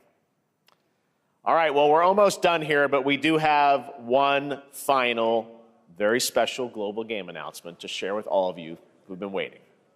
Today, we've showcased a lot of projects from teams around the world, including many brand new studios, and we're proud of that. But this one comes from a studio that is no stranger to delivering blockbuster games time and again. When I first got a glimpse at this project last summer, I was absolutely blown away by the scale, scope, and ambition of this developer's vision. And while there are many places, really any place, this game could have been revealed, we are so deeply honored that we get to share it with the world right here at Summer Game Fest.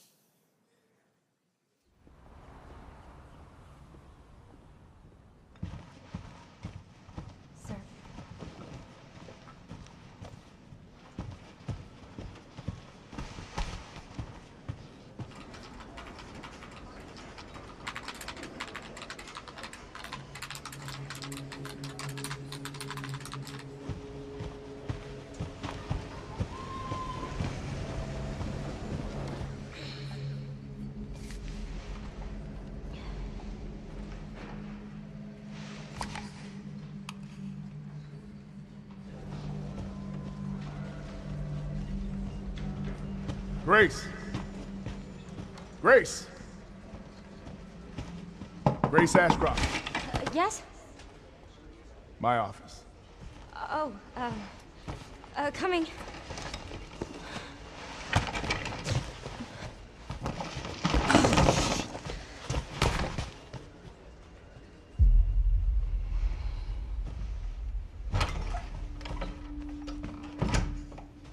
If this is about the report you asked for yesterday, it'll be ready in 3. No, 2 days, tops. Put a hold on that for now.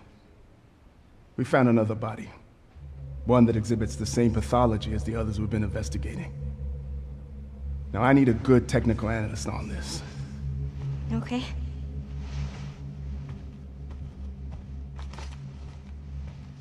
I need your eyes on the crime scene. The Renwood Hotel.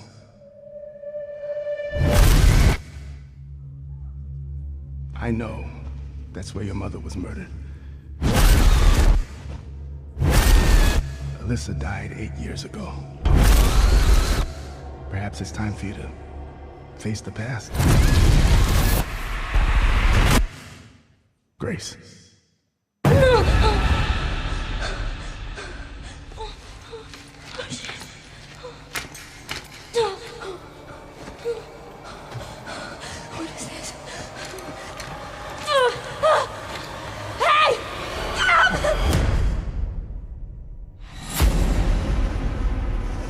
Stay close.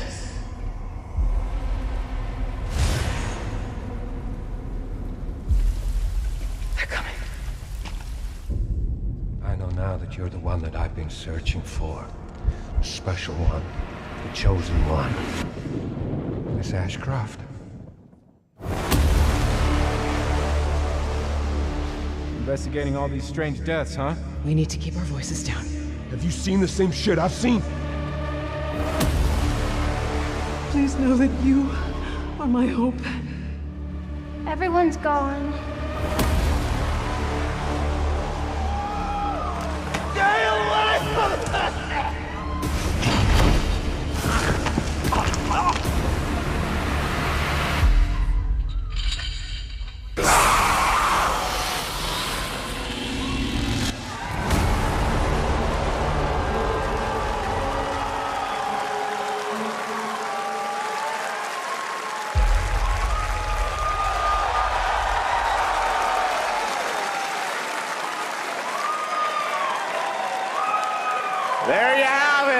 Resident Evil Requiem. And it will be playable to fans this August at Gamescom, where we'll also be hosting Opening Night Live on Tuesday, August 19th. Resident Evil Requiem marks a bold shift for the franchise, both in tone and gameplay, and today's reveal isn't just about survival horror. Expect high-stakes cinematic action too, with much more to share soon leading up to its launch on February 27th, 2026. Amazing. Thank you, Capcom. That was an amazing announcement. Glad we kept it a surprise. All right, that's going to do it for our live Summer Game Fest show. Let's thank our co-host, Lucy James. Didn't she do a great job, everyone?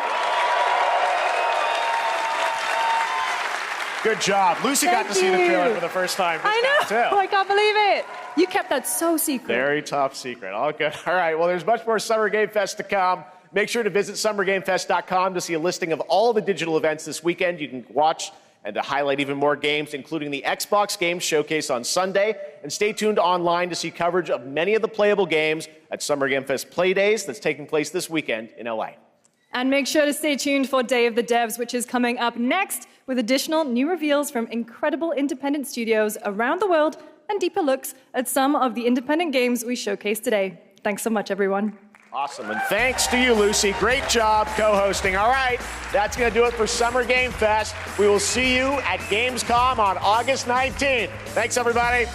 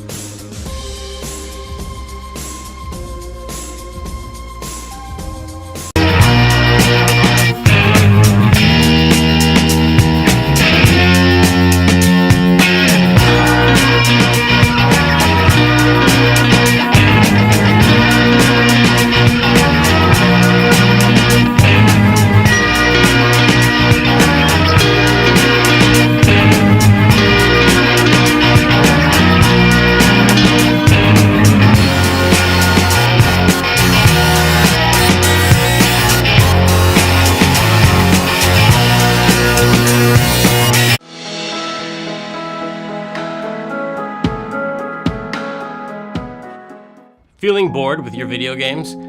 Your library is full, but it's leaving you feeling empty inside? If you sat down and played your entire games library from beginning to end, by the time you finished, you'd be 9,000 years old and everyone you loved would be dead, including you. Don't let this happen. There is a better way. Hi, I'm Tim Schafer from Video Games, and I'm here to tell you the good news about Day of the Devs. Day of the Devs is an all-volunteer curation committee that plays hundreds of games so you don't have to and brings you the very best of them to show you at places like this digital showcase that you're about to see today. How much does this cost, you might ask? $5 million? $10 million? Absolutely nothing. Day of the Devs is a non-profit and supported entirely by generous contributions from people like you and also our generous sponsors. So all you have to do right now is sit back and prepare to be inspired. Enjoy Day of the Devs digital showcase.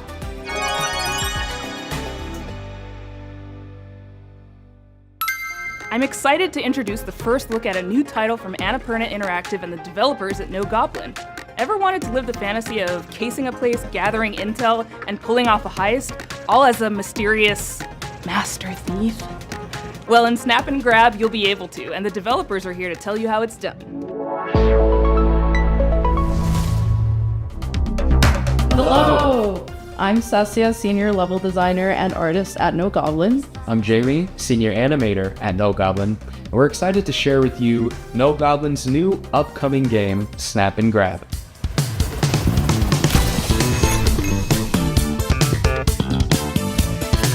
Snap and Grab? What does that mean? I'm glad you asked. Picture this. It's the 80s, and you are nestled between high fashion glamour and high ticket crime. As Nick De Nevada, the world's greatest photographer, you'll be tasked with visiting a variety of rich and lavish settings, in which you'll have one question on your mind. What will you be stealing tonight?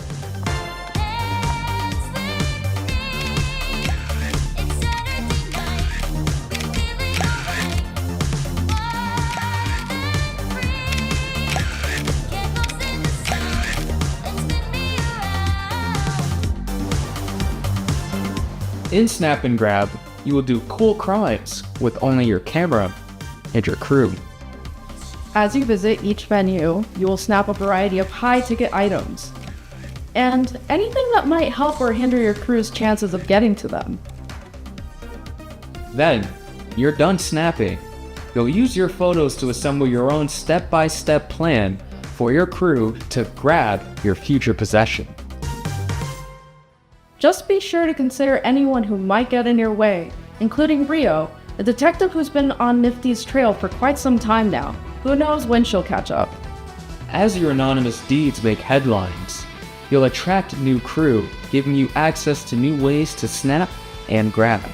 Will you be able to plan the next perfect heist? Or will your heist fail spectacularly?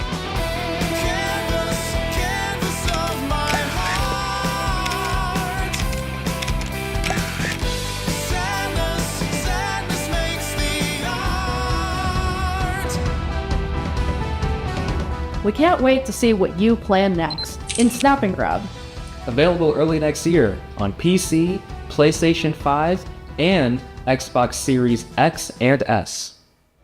Does Untitled Goose Game ring a bell? It was one of the very early Day of the Devs games, so early in fact, that when we asked the dev what the name of the game was, they asked, do they have to have a name?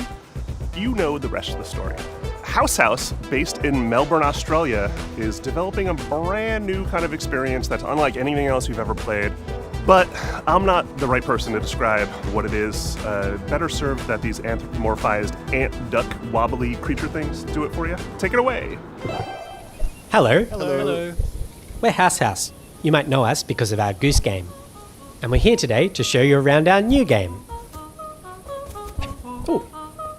It's a cooperative multiplayer adventure made for friends to play together. It's called Big Walk. It's a tricky game to describe, but it's mainly about doing two things: talking and walking. So talking. It's a big part of Big Walk, and we've put a lot of work into making a proximity voice chat system that feels natural and playful. You'll sound different if you're speaking up close. Hello. Or far away. Hello. Or in a tunnel. Hello. Or over a walkie-talkie. Hello. Over.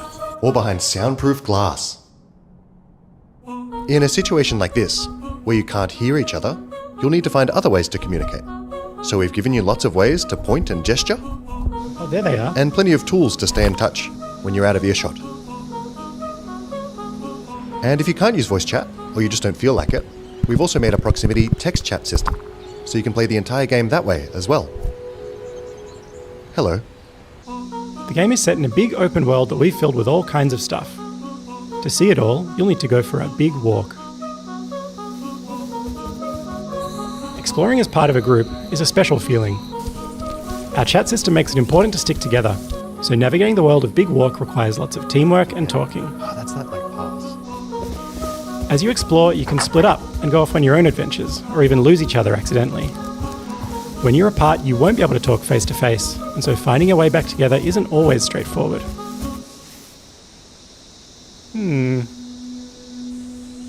If you get lost in the bush, don't worry. You'll find plenty of ways to stay in touch and find each other again. Hello? If anyone can hear me, please shoot up a flare. Thank you. This building behind me has a challenge in it. Completing challenges like these is the way you make progress through the game.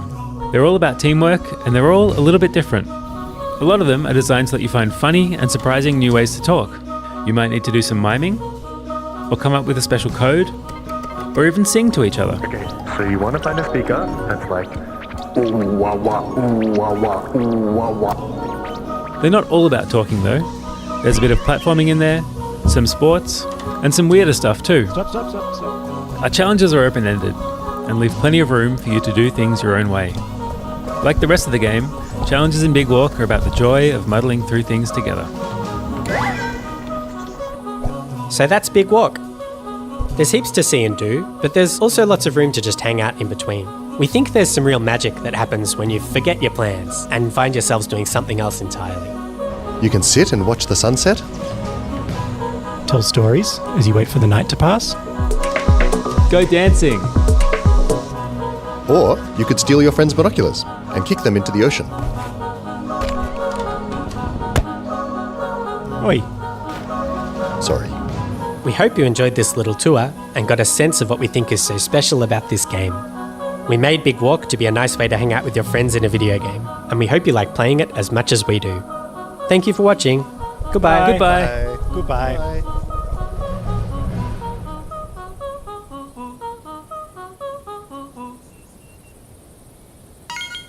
This next title is from the art director of Journey and the team at Giant Squid, who brought you beautiful titles like Abzu and The Pathless. You'll see the DNA of all those games in this one as you surf the sand on your sword and bring the sea back to life. This is Sword of the Sea. Hi, I'm Matt Nava. I'm the creative director at Giant Squid, and I'm very excited to share with you our latest game, Sword of the Sea.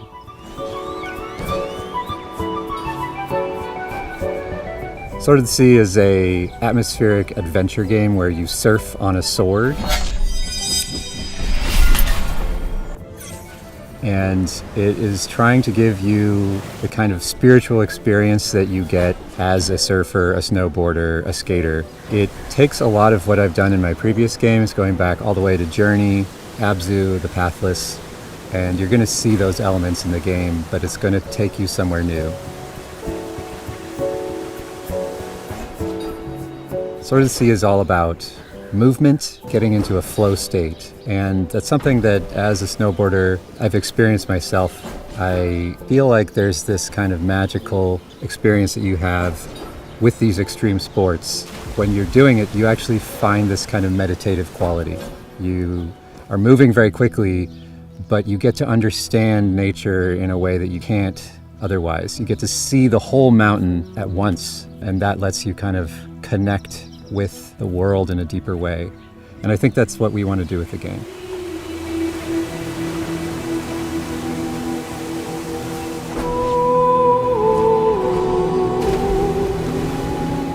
I'm really excited because Sword of the Sea has music written by Austin Wintory, a longtime collaborator who I work with on Journey, Abzu, The Pathless, and he's done countless other games scores. It also has movement inspired by the old skating and snowboarding games. So if you played the Tony Hawk games, if you played the old snowboarding games, you're going to love the way that you move in Sword of the Sea.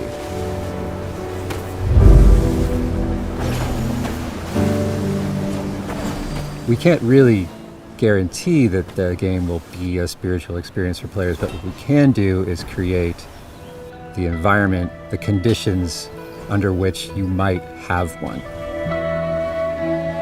Sword of the Sea is coming out this year, August 19th, on the PlayStation 5 and PC, so wishlist now. Thank you. This next world exclusive is a sequel to a game that has over 4 million players and counting. A runaway hit, if there ever was one.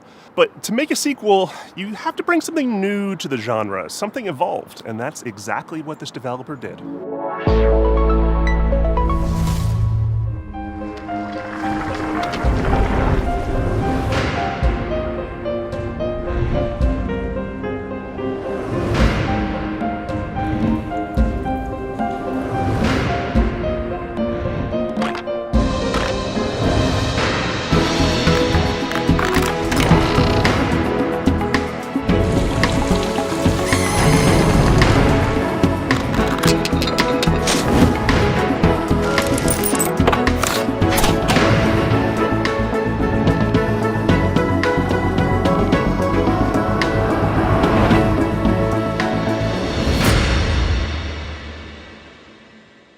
Hi, I'm Wyatt with Coin Crew Games, and we're here to announce Escape Academy 2, Back to School, the sequel to Escape Academy.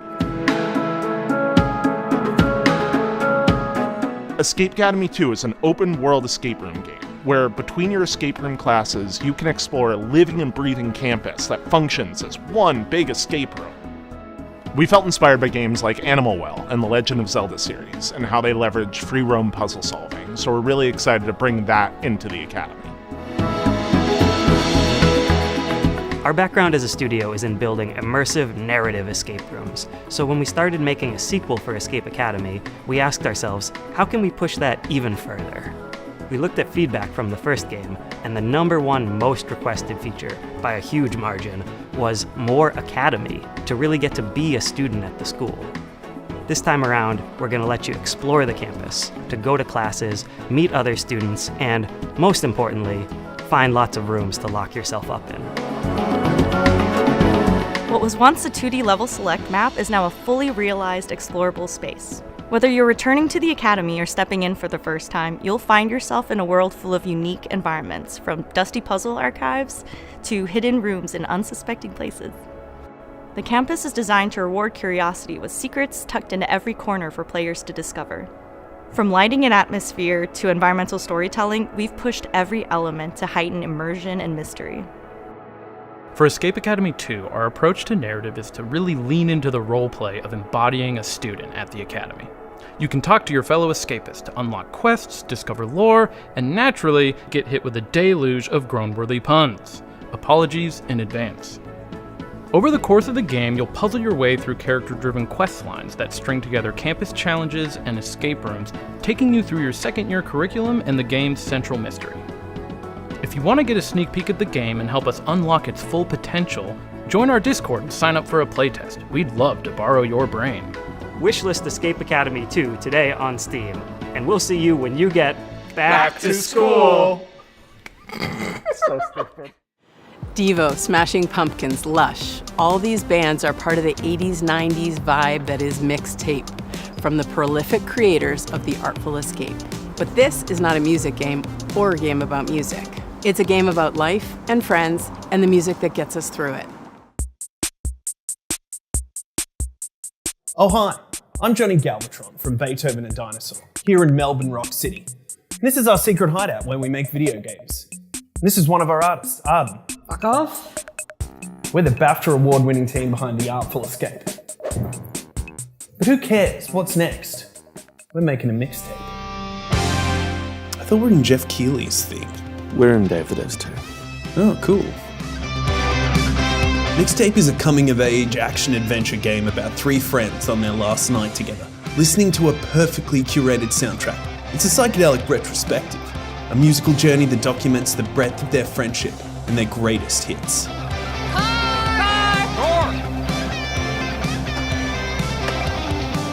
another car!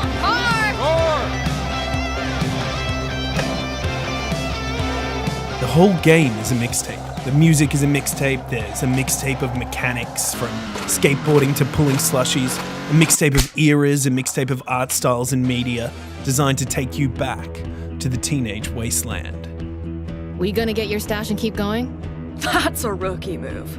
Yeah, have we taught you nothing, Cassandra? What? We all go up to my room and immediately bolt? Dad, give away your grabbing booze. But is the music any good? Holy flippin' meatballs, let me tell you all about it. Thank you very much. We got Joy Division, Devo, I love Devo, Smashing Pumpkins, Portishead, Roxy Music, Silverchair, Lush, The Cure, Susie and the Banshees, Stan Bush, the Jesus and Mary Chain, the unkillable Iggy Pop, and apparently many more. Are they following us? Yup. I can't go to prison. Boxes!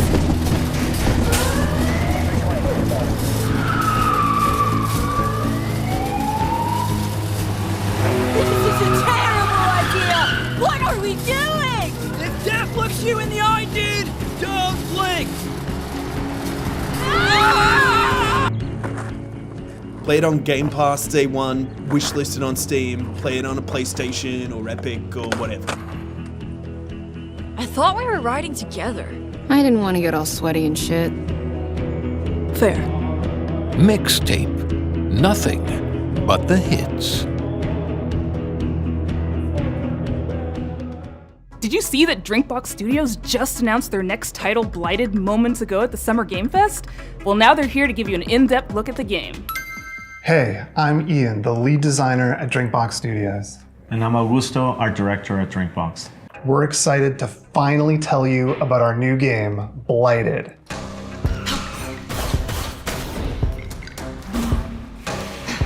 Blighted is a hardcore action Metroidvania set in a psychedelic Western nightmare.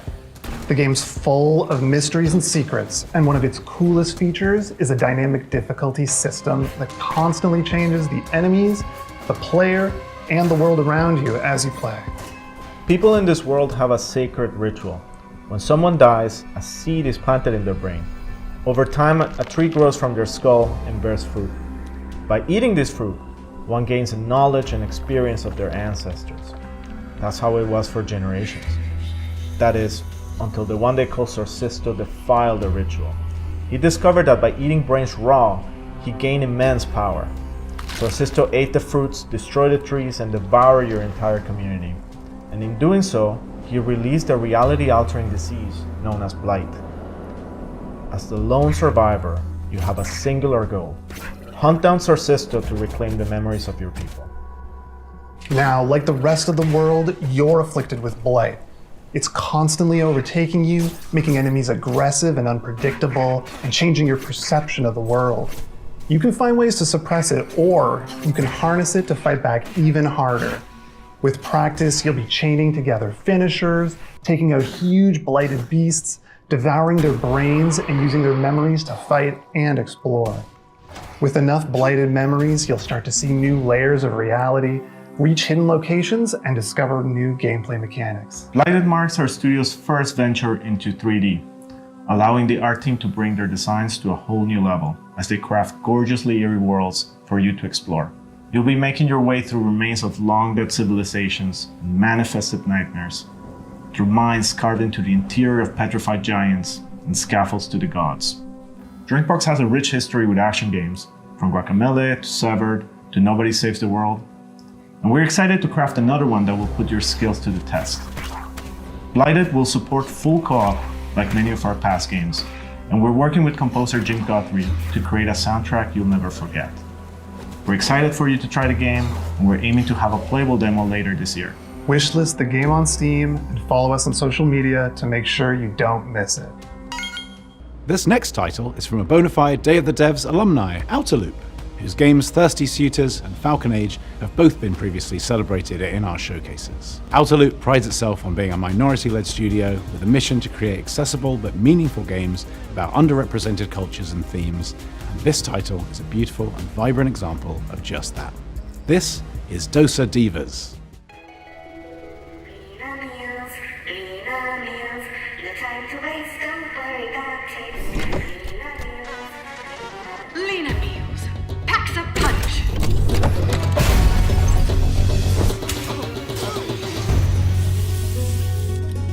No one cooks anymore. Food in tubes? Yuck! I'm so hungry.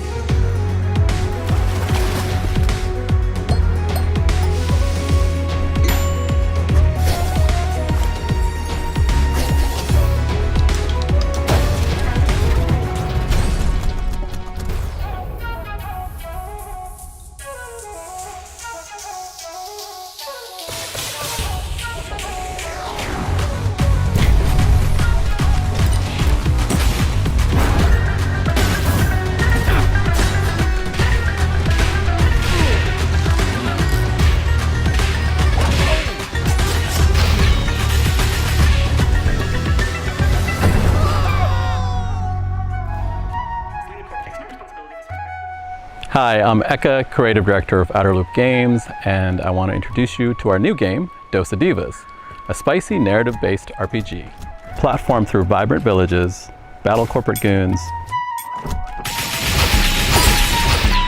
reconcile with loved ones, and eat one last meal together before saying goodbye. Double jump, drill, and grapple your way through the world to discover local ingredients, hidden paths, memories, and new friends. Engage in a flavorful turn-based combat system where every attack packs some heat. Especially when you time it right. Hitting the action button as the hit lands amplifies your attack damage and strengthens your blocks against enemy attacks. Use boost points at the start of your turn to multiply damage on attacks and skills. Match enemy flavor cravings to break down their defenses and leave them stuffed. Cook up made-to-order food to wake up villagers from a processed food-induced haze. using the expressive cooking system. Delivering delicious, hearty meals reconnects communities with their culture, history, and shared memories, and increases your reputation. Serve Up looks like customizing your spirit mech goddess. Create your own spicy style with custom wraps and accessories. Dose of Divas, our spicy narrative turn-based combat RPG, will be out in early 2026. Thank you.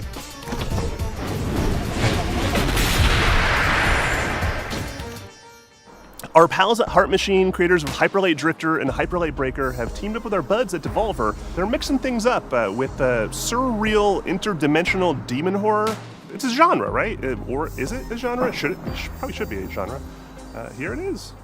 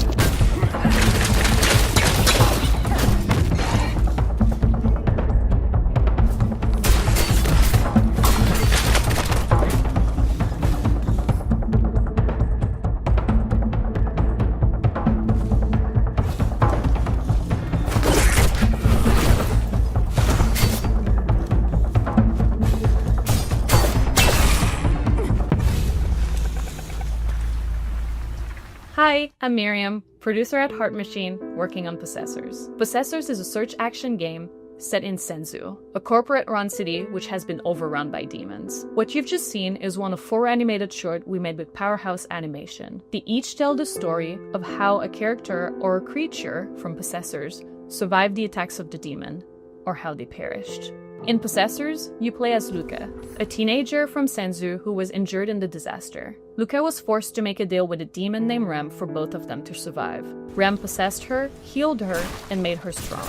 Now Luca and Rem are stuck together and forced to get along. They'll have to climb Senzu's skyscraper and fight through hordes of feral demons to escape the city. Along the way, Luca and Rem will discover what Senzu's corporate master were hiding, and piece together what happened by sharing their memory of the past. On behalf of the team, we're all very excited for you to play Possessors, which comes out later this year. In the meantime, you can wishlist Possessor on Steam, or try Luca's new demon power for yourself. A demo of the game will be available later today. Moonlighter hooked me with its novel shopkeeping gameplay, its clean combat, and its satisfying dungeon-to-market gameplay loop. I could seriously play it all day, and I did. The developers at Spain-based Digital Sun seem to have made some ambitious upgrades to its sequel, including an expansive 3D world, a big change from its previous pixelated form.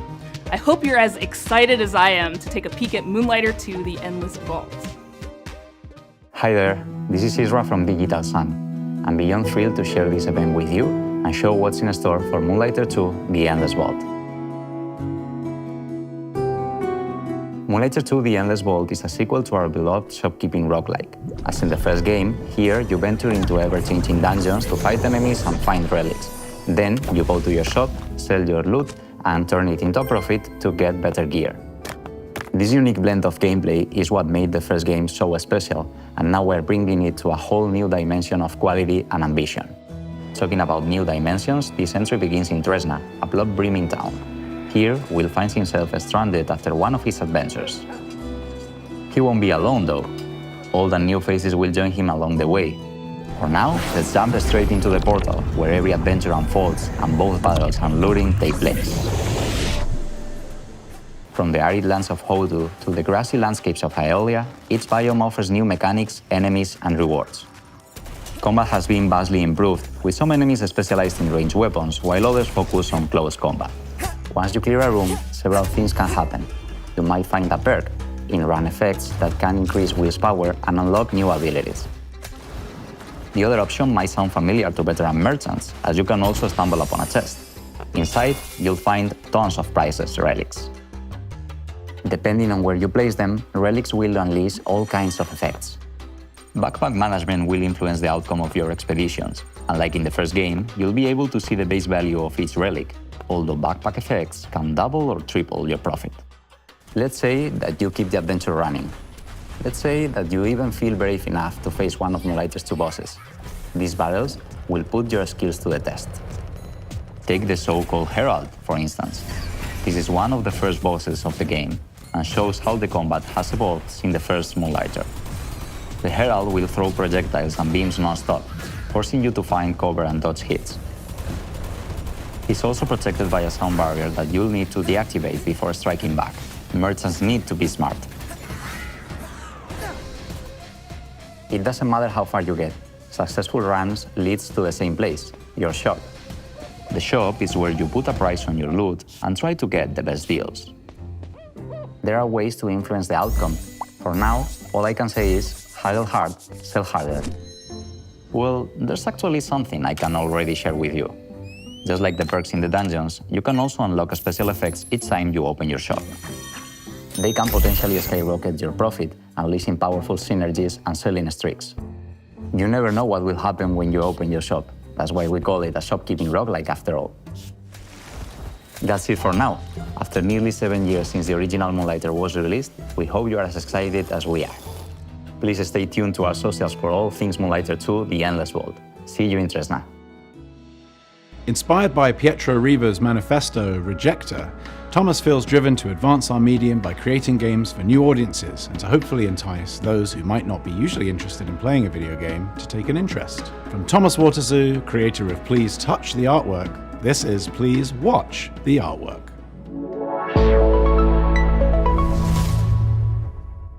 Hi, welcome to Day of the Devs ASMR edition. My name is Thomas Waterzoo and I'm a developer from Belgium. I'm the creator of Please Touch the Artwork, a series of casual and accessible games based on real paintings, where I explore what would happen if we did touch the artwork. I usually start by choosing a painter I like, and then think about what gameplay could fit their art style. For my third game, I fell in love with American realist painter Edward Hopper. But this time, you're not gonna be touching artworks, you're just gonna be watching them. At night.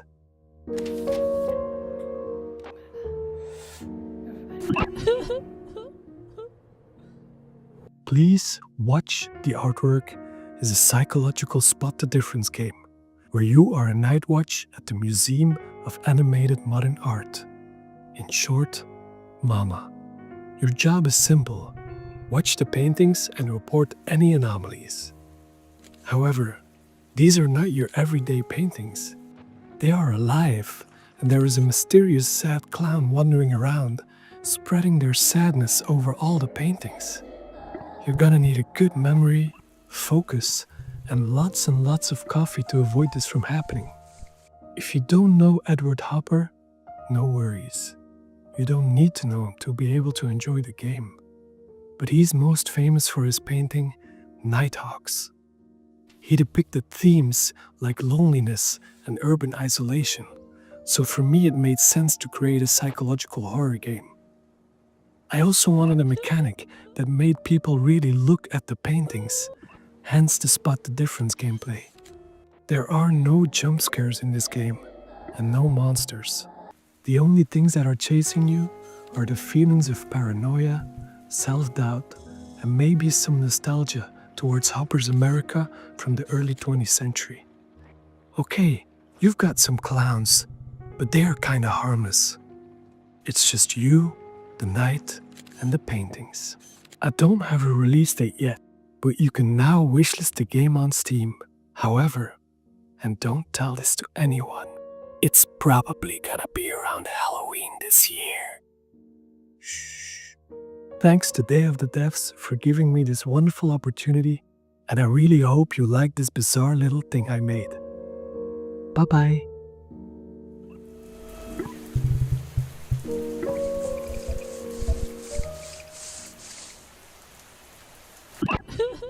We've had a long-time love affair with this next dev at Tribute Games. It goes all the way back to the very first day of the devs, where we showed Mercenary Kings. It's been amazing to see what they've done since then with games like Teenage Mutant Ninja Turtles Shredder's Revenge, which is a huge nostalgic bomb, and they're set to deliver again with Marvel Comic Invasion. Hi, I'm Frédéric Gemus. And I'm Kevin Chiasson. We are part of Tribute Games from Montreal, Canada, and are currently working on Marvel Cosmic Invasion. Marvel Cosmic Invasion is a retro-inspired beat-em-up set in the Marvel Universe. When Annihilus launches an attack across the galaxy, it's up to 15 Marvel superheroes to save the day. So far, we've announced Captain America, Spider-Man, Venom, Wolverine, Storm, Nova, Phyla-Vell, and we've just revealed that Rocket Raccoon and She-Hulk are joining the fight. Each heroes have been designed around their unique strengths and powers. Some of them can take on airborne enemies, while others can deal devastating damage closer to the ground. We also introduced an exciting mechanic, the Cosmic Swap, a tag team system allowing for instant switching between two heroes, creating powerful combos and unique strategies. For level design, we recreated iconic Marvel settings such as the mutant heaven of Genosha, the high-tech mobile base of S.H.I.E.L.D. Helicarrier, plus a thrilling roster of legendary locations across the cosmos. We had a lot of fun inserting fan-favorite references for you to find out in the background, so keep a lookout. As devoted fans of the Marvel Universe, we saw this project as a huge honor and a great opportunity to celebrate our childhood's fondest memories. Who knew that the countless hours spent at the comic book shop or the arcades would bring us here today? We hope that Marvel Cosmic Invasion is a true love letter to all fans who grew up with the Marvel Universe. Marvel Cosmic Invasion is coming to PC and consoles this holiday. And now for something of a moodier persuasion. A horror fantasy life sim co-directed by the pixel artist from Celeste, with haunting and lovely music from Disaster Piece, composer of Hyperlight Drifter, It Follows, and Fez. And to boot, an amazing group of human developers from Vancouver.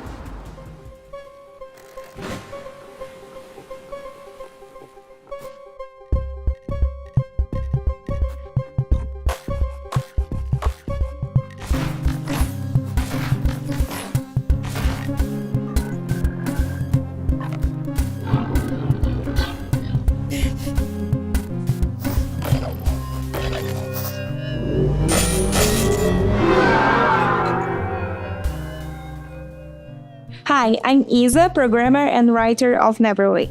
And I'm Pedro, artist and designer of Neverway, a horror RPG in live sim and the debut title of our new studio called Blood Inc. You play the game as Fiona. After quitting your dead-end job, you try to start over on a farm, a place where you can escape from all your problems, and finally it starts fresh. But it gets darker. Fiona will find herself indebted as immortal herald of a dead god. With your sword, you can fight in a fast-paced combat, and you can choose your secondary gear to change how you fight, like a hookshot you just crafted. But remember, you still need to keep your new life on track. You can do things like shopping at the Cellmart or paying your mortgage using your very own Luna OS computer. You can also befriend or even romance more than 10 characters, each with their own special cutscenes and routines that can interact with each other. And as you get closer to those characters, you can use those relationships to unlock new compatibilities that change the way you fight. You can farm, fish, and cook, but Neverway doesn't play like a regular live sim RPG. Time progresses in 3 blocks: morning, afternoon, and evening, and you choose when to advance by doing things like eating, sleeping, or reading a manual. The idea is to let you set your own pace, so you can choose when you want to fight, or when you just need a break and see your friends. You will eventually start searching for the Neverway, a decaying, nightmarish reality that is slowly leaking into yours. There you will learn what's happening to this dark, post-apocalyptic world as you pay out your debt. If this sounds like your kind of game, you can wishlist Neverway on Steam and stay up to date to our latest announcements. And thank you for watching.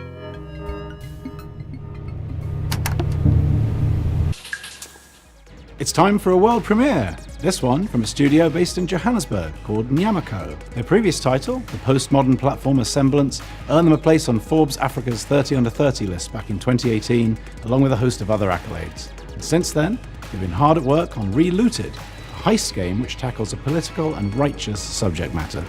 Please take a look.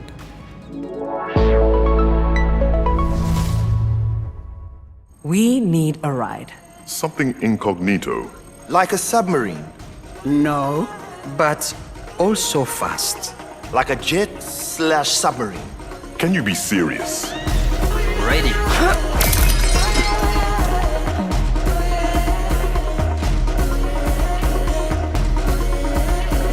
Hi, I'm Maka, the lead animator at Nyamako. And I'm Sita, producer at Nyamako. Reloaded is set in the near future, where a new treaty has been signed between the West and Africa. The treaty goes that all African artifacts that are on public display must be returned to their country of origin. But museums are using a loophole to avoid repatriation. They begin to only exhibit artifacts in private.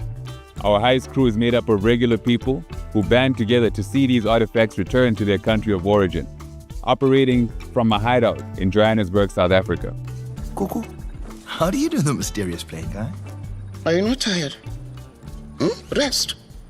We have work to do tomorrow. In the real world, a French government report estimated that 90% of sub-Saharan African cultural heritage is in the possession of Western collections. That is millions upon millions of deeply important cultural, spiritual, and personal artifacts, including human remains, that aren't in their rightful place. While the locations in the game are vague and invented, the 70 artifacts in Relooted are very much real, and, as of today, reside in Western museums and private collections. Take, for example, the Ngaji drum, a hugely important spiritual item to the Pokomo people of Kenya. It was believed destroyed in 1910. In reality, it had been sent and kept in storage in a European museum. In 2016, a museum let a Pokomo prince visit the drum in storage. He was the first Kenyan in over 100 years to see the drum. It still remains in storage today. Before each mission in Relooted, players will receive a briefing where they can learn more about these artifacts, where they are from, their significance, and how they came to be removed from the African continent. He was taken to England following the suicide of his father and the defeat of the Ethiopians by the British at Magdala in 1868. Relooted is a combination of action and puzzle. Once you pick up a target artifact, the alarm triggers, and you only have a certain time to get out before security arrests you. The puzzle comes in figuring out your plan, and the action comes in executing it. The heists are made up of 3 phases. In phase 1, you case the joint, collecting information about where the targets are and what obstacles you'll face. From here, we can smash the security glass and get you up to the next floor. In phase 2, you roam the level, carefully avoiding tripping the alarm and preparing your escape route.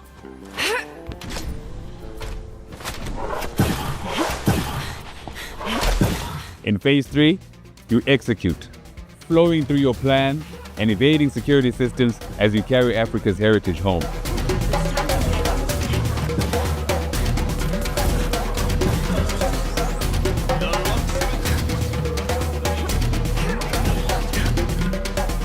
Relooted is coming to Steam, the Epic Game Store, and Xbox Series X and S.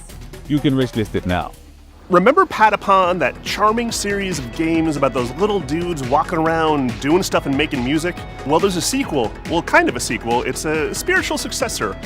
It's the core team from Sony Japan that made the OG games coming back at you with more charming little dudes doing stuff while making music. Here it is. こんにちは。パタポンの原作者であり、現在、ラタタンの開発をしております、小谷博樹と言います。そして私はラタタンのリードプロデューサーを務める坂尻和人と申します。私は現在、サーフィンやランニング、そして大好きなけん玉の練習をしている時以外は、常にラタタンがより面白くなるように努力をしているところになります。ラタタンはよりカラフルなデザインと、オンラインマルチプレイモード、ローグライトなど新たなゲームデザインに取り組んで日々開発を行っています。そして皆さんと一緒に育ててきたファンベースはとても素晴らしいものであり、コミュニティに投稿していただける応援のメッセージとか、可愛らしいファンアートにはいつも励まされています。プロデューサーとして日々この業界の苦しさを感じております。ですが、このように自分たちの好きなゲームが作れることに日々喜びを感じています。我々インディーチームですので、まだまだ皆さんの支援が必要となります。今日は、新しいトレーラーをお持ちしましたので、ぜひご覧いただきたいと思います。それでは、どうぞ。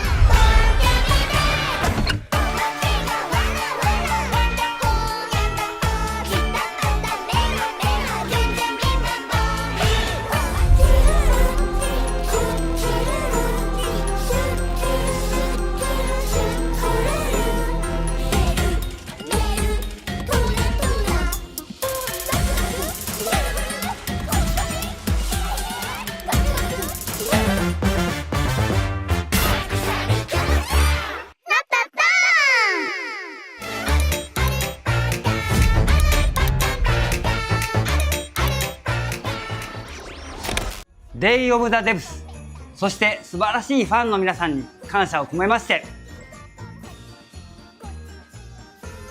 乾杯! This next game, led by the legendary Warren Spector of Epic Mickey and Deus Ex fame, is a totally new take on stealth. His talented team is making something like nothing else. It's an evocative game set in a turn-of-the-century universe, and I cannot wait to play it. Hi, I'm Warren Spector, Chief Creative Officer at Otherside Entertainment. At Otherside, we don't play it safe. We take chances, we tackle hard problems, and we do what's right for games and gamers. And what's right now is Thick as Thieves. It's a multiplayer stealth action game, unlike any action or stealth game you and your friends have experienced before. Response to the idea and what we've been able to show has been terrific. The team behind the game is so excited by the response that we wanted to show you more. So here's an early pre-alpha sneak peek at Otherside's upcoming player-powered game, Thick as Thieves.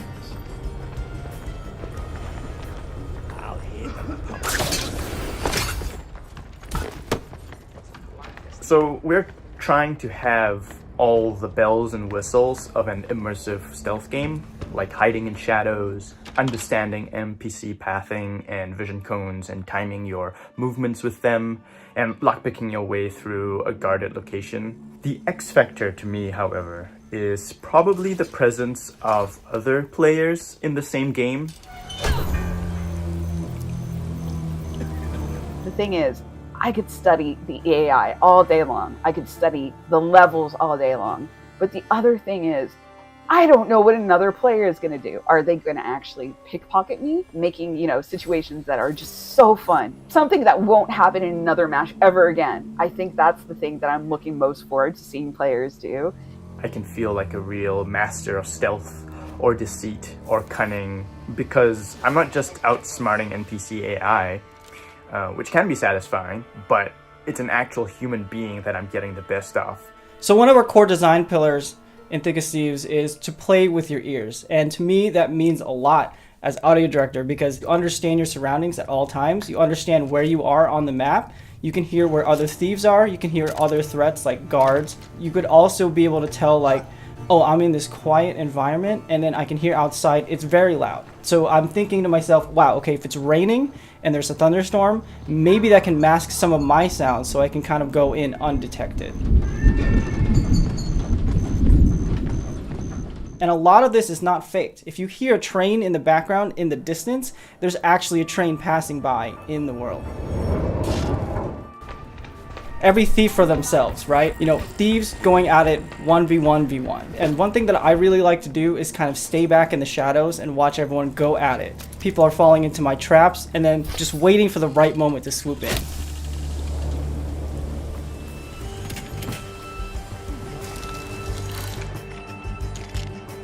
So every match is always fresh to me. The weather changes, the locations of the clues or the loot, the guard patrols, and of course the players are always on their own separate quests, so really anything can happen.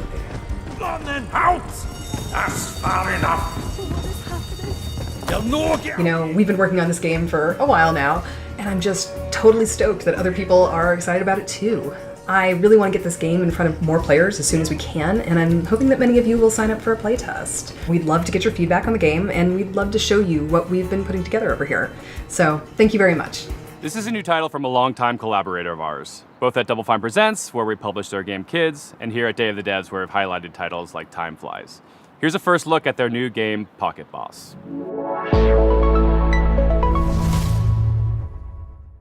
Hi, I'm Mario. I'm roughly half of a small studio called Playables based in Zurich, Switzerland.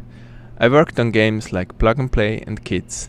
But now I'm looking forward to show you something brand new, Pocket Boss. Pocket Boss is a short game about the small joys of manipulating data. As a remote worker, you are in touch with your boss through a chat interface and will get all kinds of requests. Be smart, erase competitors with one swipe of a finger, navigate the stock market without crashing, and generally find easy solutions for hard problems. Your boss will verify if everything looks correct, and most importantly, beautiful. But as you do all that, the charts start to get a life of their own. They go wild. Will you be able to tame them? Or maybe even find your own satisfaction on your way to success? Pocket Boss is an intimate encounter with data exploring the secret life of charts. The game will come out later this year.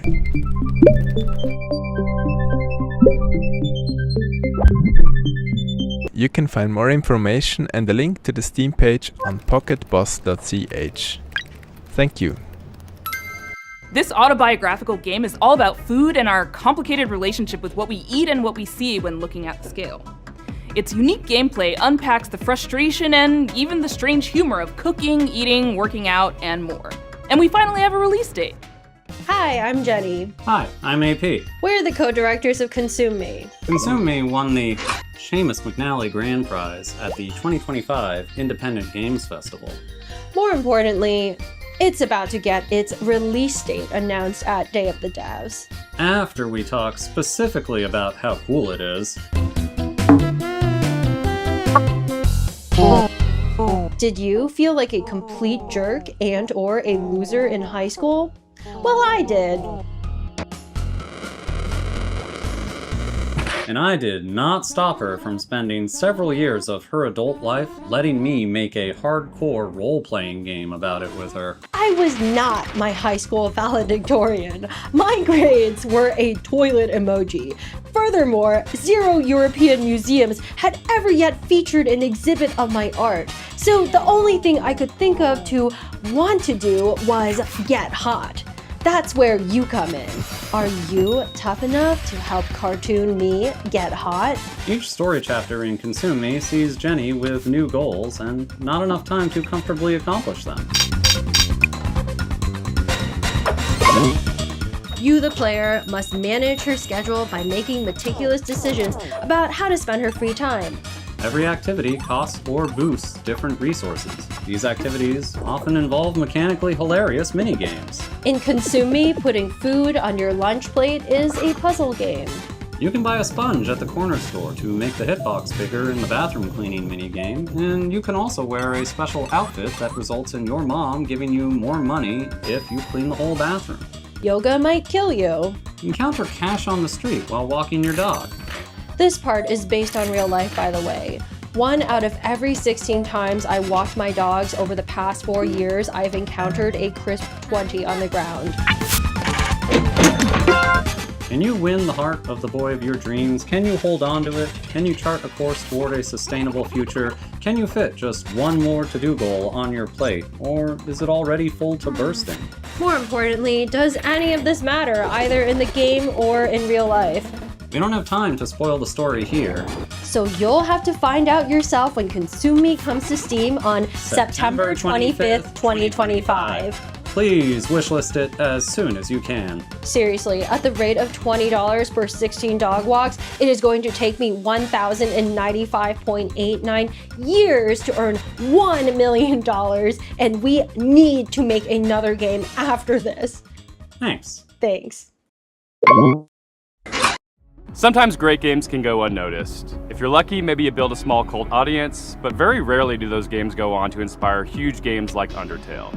That's exactly what happened with this game. Originally released in 2008, and now seeing a release on Steam and Switch, this is Off. Hello, I am Mortis Ghost, a Brussels-based comic book artist and creator of the game Off.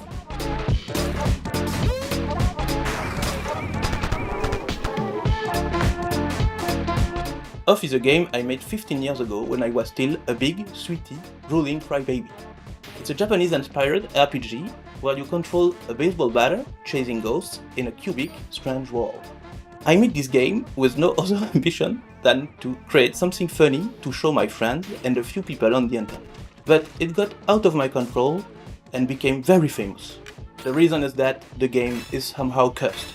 It harbors a diabolical force that I can't describe. I ask you please not to play it.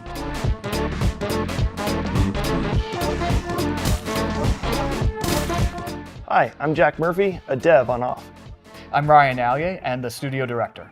It's been a pleasure to work with Mortis Ghost to bring Off to fans old and new. Off has inspired many indie RPGs over the years, such as One Shot and Undertale. Hey everyone, it's Toby. Off was a big inspiration to me and Undertale, and I hope you will take this chance to play it either for the first time or the 100th time. Oh. Off celebrates its 17th anniversary this year, and we've worked hard to preserve its original spirit as we bring it to modern platforms. In addition, Mortis Ghost has designed 6 new bosses for returning controllers. Plus, we have a new soundtrack, which you're hearing right now, and revamped combat.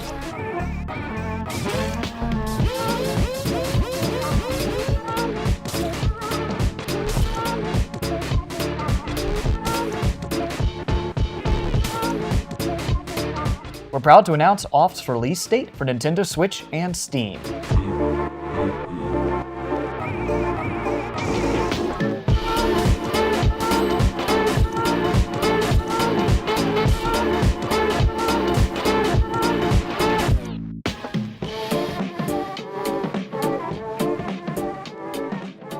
And now, a world premiere from a studio based in Quebec called Game Team 6. This is their second game together, and it's one of those where the title kind of tells you all you really need to know and has you sold before you've even seen a pixel. Please enjoy your first look at Tire Boy.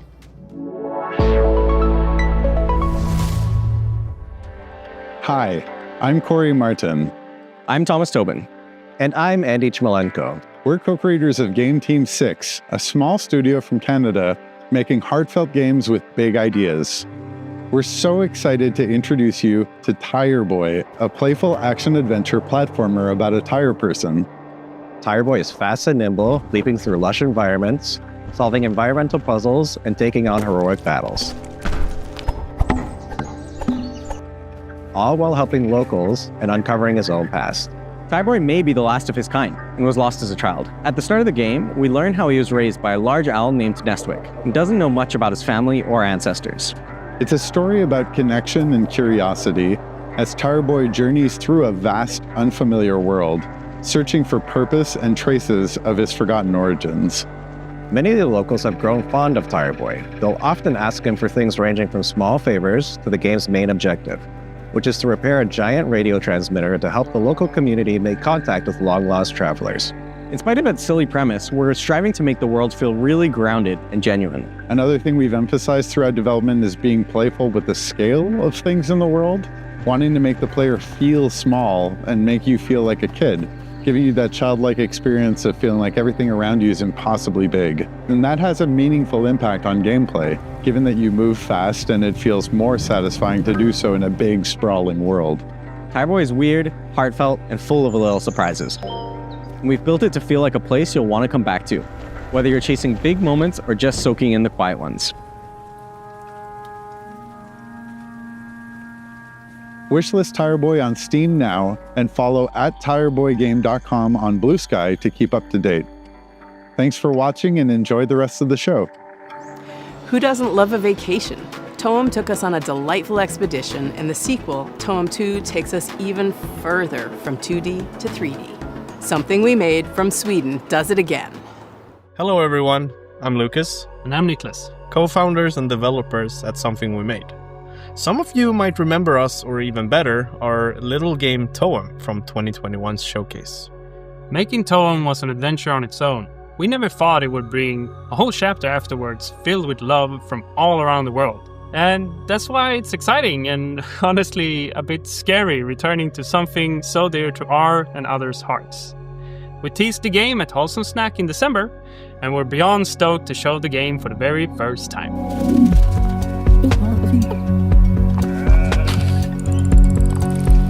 Toem 2 is still a photography adventure that resides in a whimsical world, where the main objective is to photograph a phenomenon known as Toem. Set a few years after the original game, our protagonist now jumps into their biggest adventure yet. And what the phenomenon is this time, well, you'll have to discover that yourself. Along their journey, they'll stumble upon special NPCs we call friends, each with their own personality and questline. These friends allow deeper relationships for the player, aiding them through fears and difficulties, hence becoming friends. Each friend gives the player what we call a camera tool. These tools allow new and interesting ways of interacting with the world through your camera. For example, the scissors, which cut things.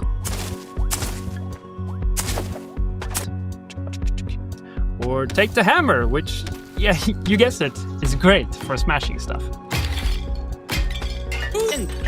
As you might have noticed, we have updated the visuals. It's a crafty mix of render styles that allows us to reimagine the world without compromising on the vibes. And finally, and maybe most importantly, we have a new movement system. It's probably the biggest change compared to Toem 1, and you can now jump and climb your way through the environment. It adds a lot of playfulness for us when designing quests and regions, ultimately making the world feel more free and open. And don't you worry, the handy camera continues to be the main gameplay component. This time, we made it feel a bit faster and snappier. And tying that in with the new movement, we can't wait to see the photos you'll take. So to recap, more story, updated visuals, and a fun new movement system, but still the very same chill and cozy experience. The whole team is working so very hard to make Toem 2 something that can stand proudly besides the original game, celebrating what worked while improving the rest. So if you're interested to learn more, go wishlist the game and join our Discord. See you all real soon. Hello! Are you looking for a way to support Day of the Devs and you just don't know what to do? We have a new collaboration with our partners at the Academy of Interactive Arts and Sciences. They have an annual program called Game Maker Sketchbook, which sees a celebration of artistry in games. And we don't mean just concept art, we mean character designs, we mean storyboards, we mean iconography, all the different kinds of art that go into developing a game. They are putting a spotlight on, and it's awesome. This year we worked with an illustrator called Nimit Malavia to make this epic piece that features characters from all the best games of the year. Literally dozens and dozens of characters, a veritable Where's Waldo of every game character that you love. That print is limited edition and on sale at iMeepit.com. All the proceeds go to the AIAS Foundation and Day of the Devs. Literally, we're nonprofits asking for your dough, but it doesn't just mean giving money. it means you get something in return too. Isn't that a joyous thing? We want to give a huge shout out to our flagship sponsor at Xsola, who really helped make Day of the Devs happen this year. Xsola is a global video game commerce company that aligns with our mission to help developers connect directly with players and sell more games, without giving up control or extra revenue. Launching today is a new Day of the Devs activation on the Xsola Mall to spotlight some of our favorite games from recent Day of the Devs showcases. Scan the QR code below or head to this URL to explore some amazing indie games. And thanks again to Xsola for supporting this celebration of creativity and community. Thank you, Greg, for that riff on Xsola. We are so happy to have them as our flagship sponsor. But we also have some other sponsors to thank because it takes a village to support Day of the Devs. We are a nonprofit and every little bit helps. We got our founding sponsors, Double Fine Productions and I Am 8-Bit. We have a whole list of other folks that have been contributing throughout the last year, and we just want to give them a shout out. Annapurna Interactive, Blumhouse Games, Devolver Digital, Idea Xbox, 47 Communications, Panic, PlayStation, Razer, Sabotage Studio, Studio MBHR, Summer Game Fest, and Geoff Keighley and the whole gang at the Game Awards for your continuous support. Thank you so much. And if you'd like to donate directly to Day of the Devs, you can go to dayofthedevs.org and do so there. And remember, Day of the Devs is a 501c3 nonprofit organization, so any donations are 100% tax deductible. If you like what you saw here today and want more, just follow us on the World Wide Web, www.dayofthedevs.org. Please wishlist these games, it means a lot to the developers, and thank you for watching today. Thanks to all the developers for sharing their games, and thank you to all our generous sponsors for making this possible. We'll see you next time on Day of the Devs. Point. Huge thanks to our friend Dose One for providing the beats for today's show, and please stay tuned for a musical performance from the game Unbeatable and the band Peak Divide. I'm RJ Lake, and I'm directing Unbeatable, a game where music is legal and you do crimes, with Andrew Tsai over at D-Cell. This is a never-before-heard new track from, this is mostly a never-before-heard track from Unbeatable. It's not a live performance, but all the performances in it are live, if that makes sense. That's because the guitarist is playing lead guitar and rhythm guitar and acoustic guitar and is the drummer, and our keyboardist is the cameraman. This should show you probably just how much work goes into even one of the songs on our 100% original soundtrack, which, by the way, starting right now, you can pre-order at dcellgames.bandcamp.com. That's right, at dcellgames.bandcamp.com. You can pre-order the soundtrack and you'll get all of the songs that we've shown off so far, including this one. Enjoy.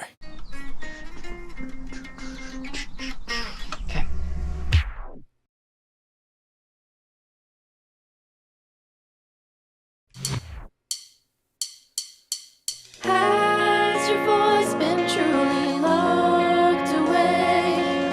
Kept inside these worn-out days we made? But maybe this is another dream I'll soon forget. So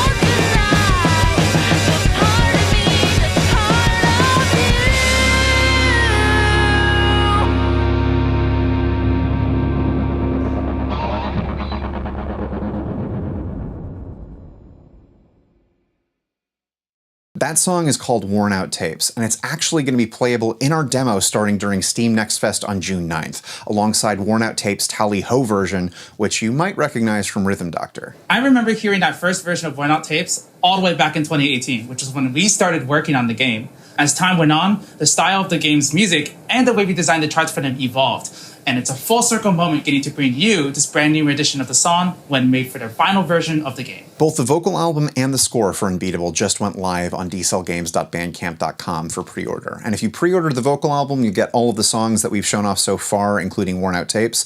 And if you pre-order the score, you'll get all the background music from the demo, all the cop fight music, all of the baseball stuff from the demo.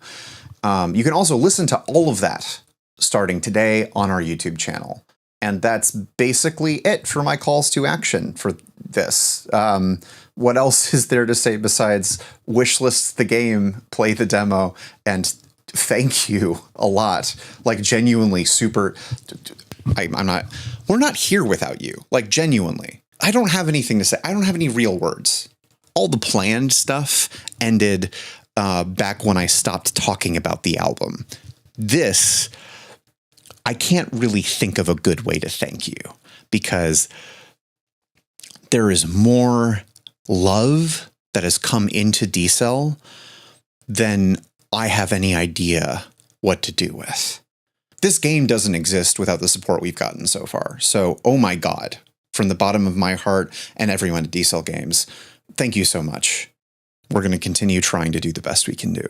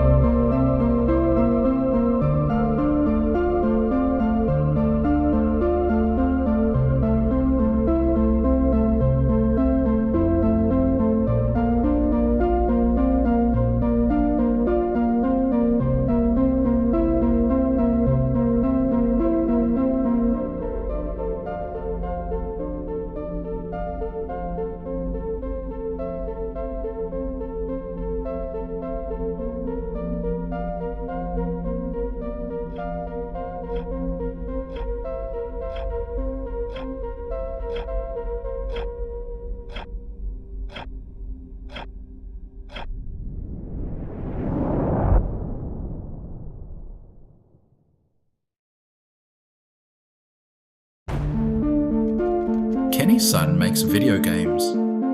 In fact, Kenny's son has made games for as long as he could remember. Even as a young man, his curiosity and dedication to the art was apparent.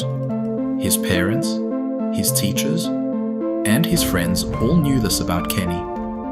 He loved video games, and his desire to make them was undeniable. Taking inspirations from the world around him and the games that formed his tastes, Kenny was always in front of a screen, tinkering away at whatever idea fluttered through his mind. Video games would take Kenny far in life, but he could have never expected the heights he'd one day reach. One day, I'm gonna make a game called Ball Pit just for you, Volvi.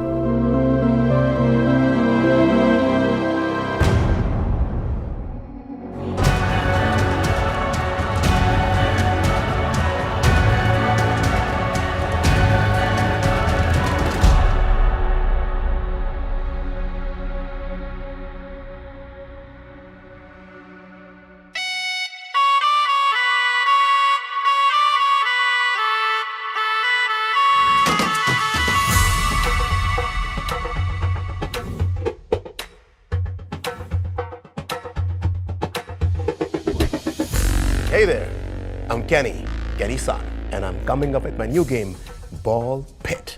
And this is how I imagine my studio would look like if Devolver Digital gave me enough funds to make my own studio. Are you the only one here? Yes, it's just me. There's like 5 of us, Kenny. So whose studio is this? So, my first notable game was Circa Infinity, a hypnotic platformer that was passed over by Devolver Digital when I first pitched it to them. But that game did a lot of good to me. It gave me the belief and the confidence to actually make video games as a career. And I'm so grateful for the early support from players, and no props to Devolver Digital for obvious reasons. From there, I started taking out video games every year to hone my craft and explore the passion that I had for geometric shapes. And that gave rise to the IGF-nominated Mr. Sun's Hatbox, which was again declined by Devolver Digital, but that game got a lot of commercial and critical success. And now we are here in the present tense. Ball Pit, the brick breaking, the ball fusing, the base building, survival roguelite in partnership with Devolver Digital. They finally got their together and they saw the potential of this beautiful game when its balls started dangling in front of their faces. So do you want me to edit out that last part?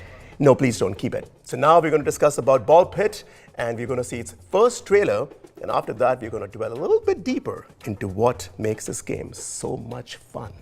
Roll that footage, Henry. Go for it. You said you were the only one here. Henry. Henry.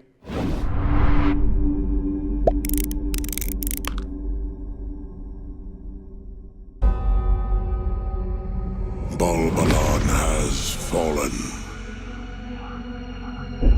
A pit is all that remains. Now treasure seekers flock to explore its depths. A brick breaking, ball fusing,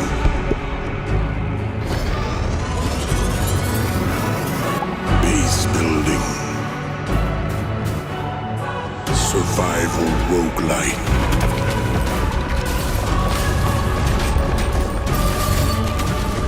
Power up.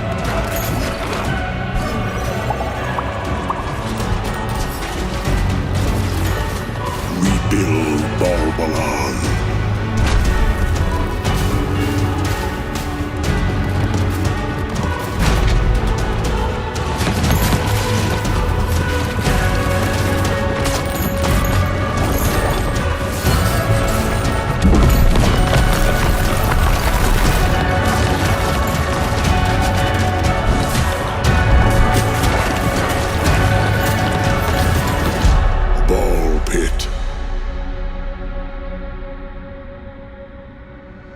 Descend into chaos.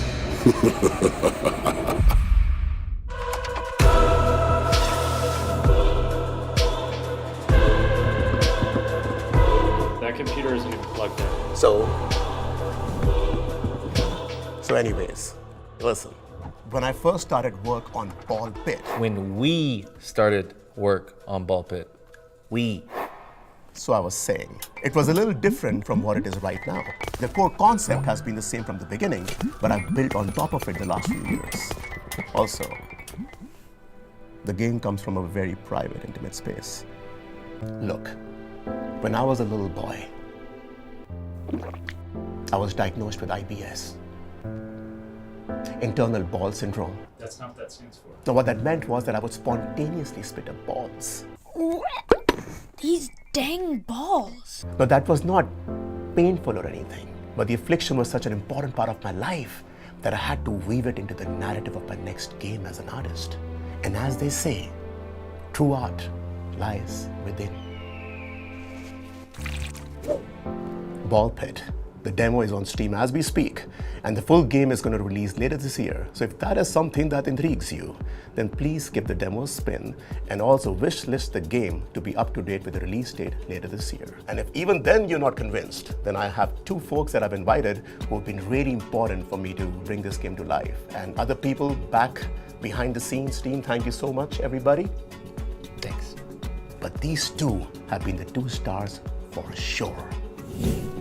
Thank you, Kenny. And hello to all you gamers out there. I'm Rick, and I play the Fireball in Ball Pit. And I'm Janice. Some of you may recognize me from my past work, say as a segment in the Super Mario Bros. Fire Bar. Yes, I was Ball 3. And most recently as the Light Punch Hadouken from Street Fighter. And my co-star, Janice, who is new to video games and, quite honestly, in over her head. That was an unnecessary jab, Rick.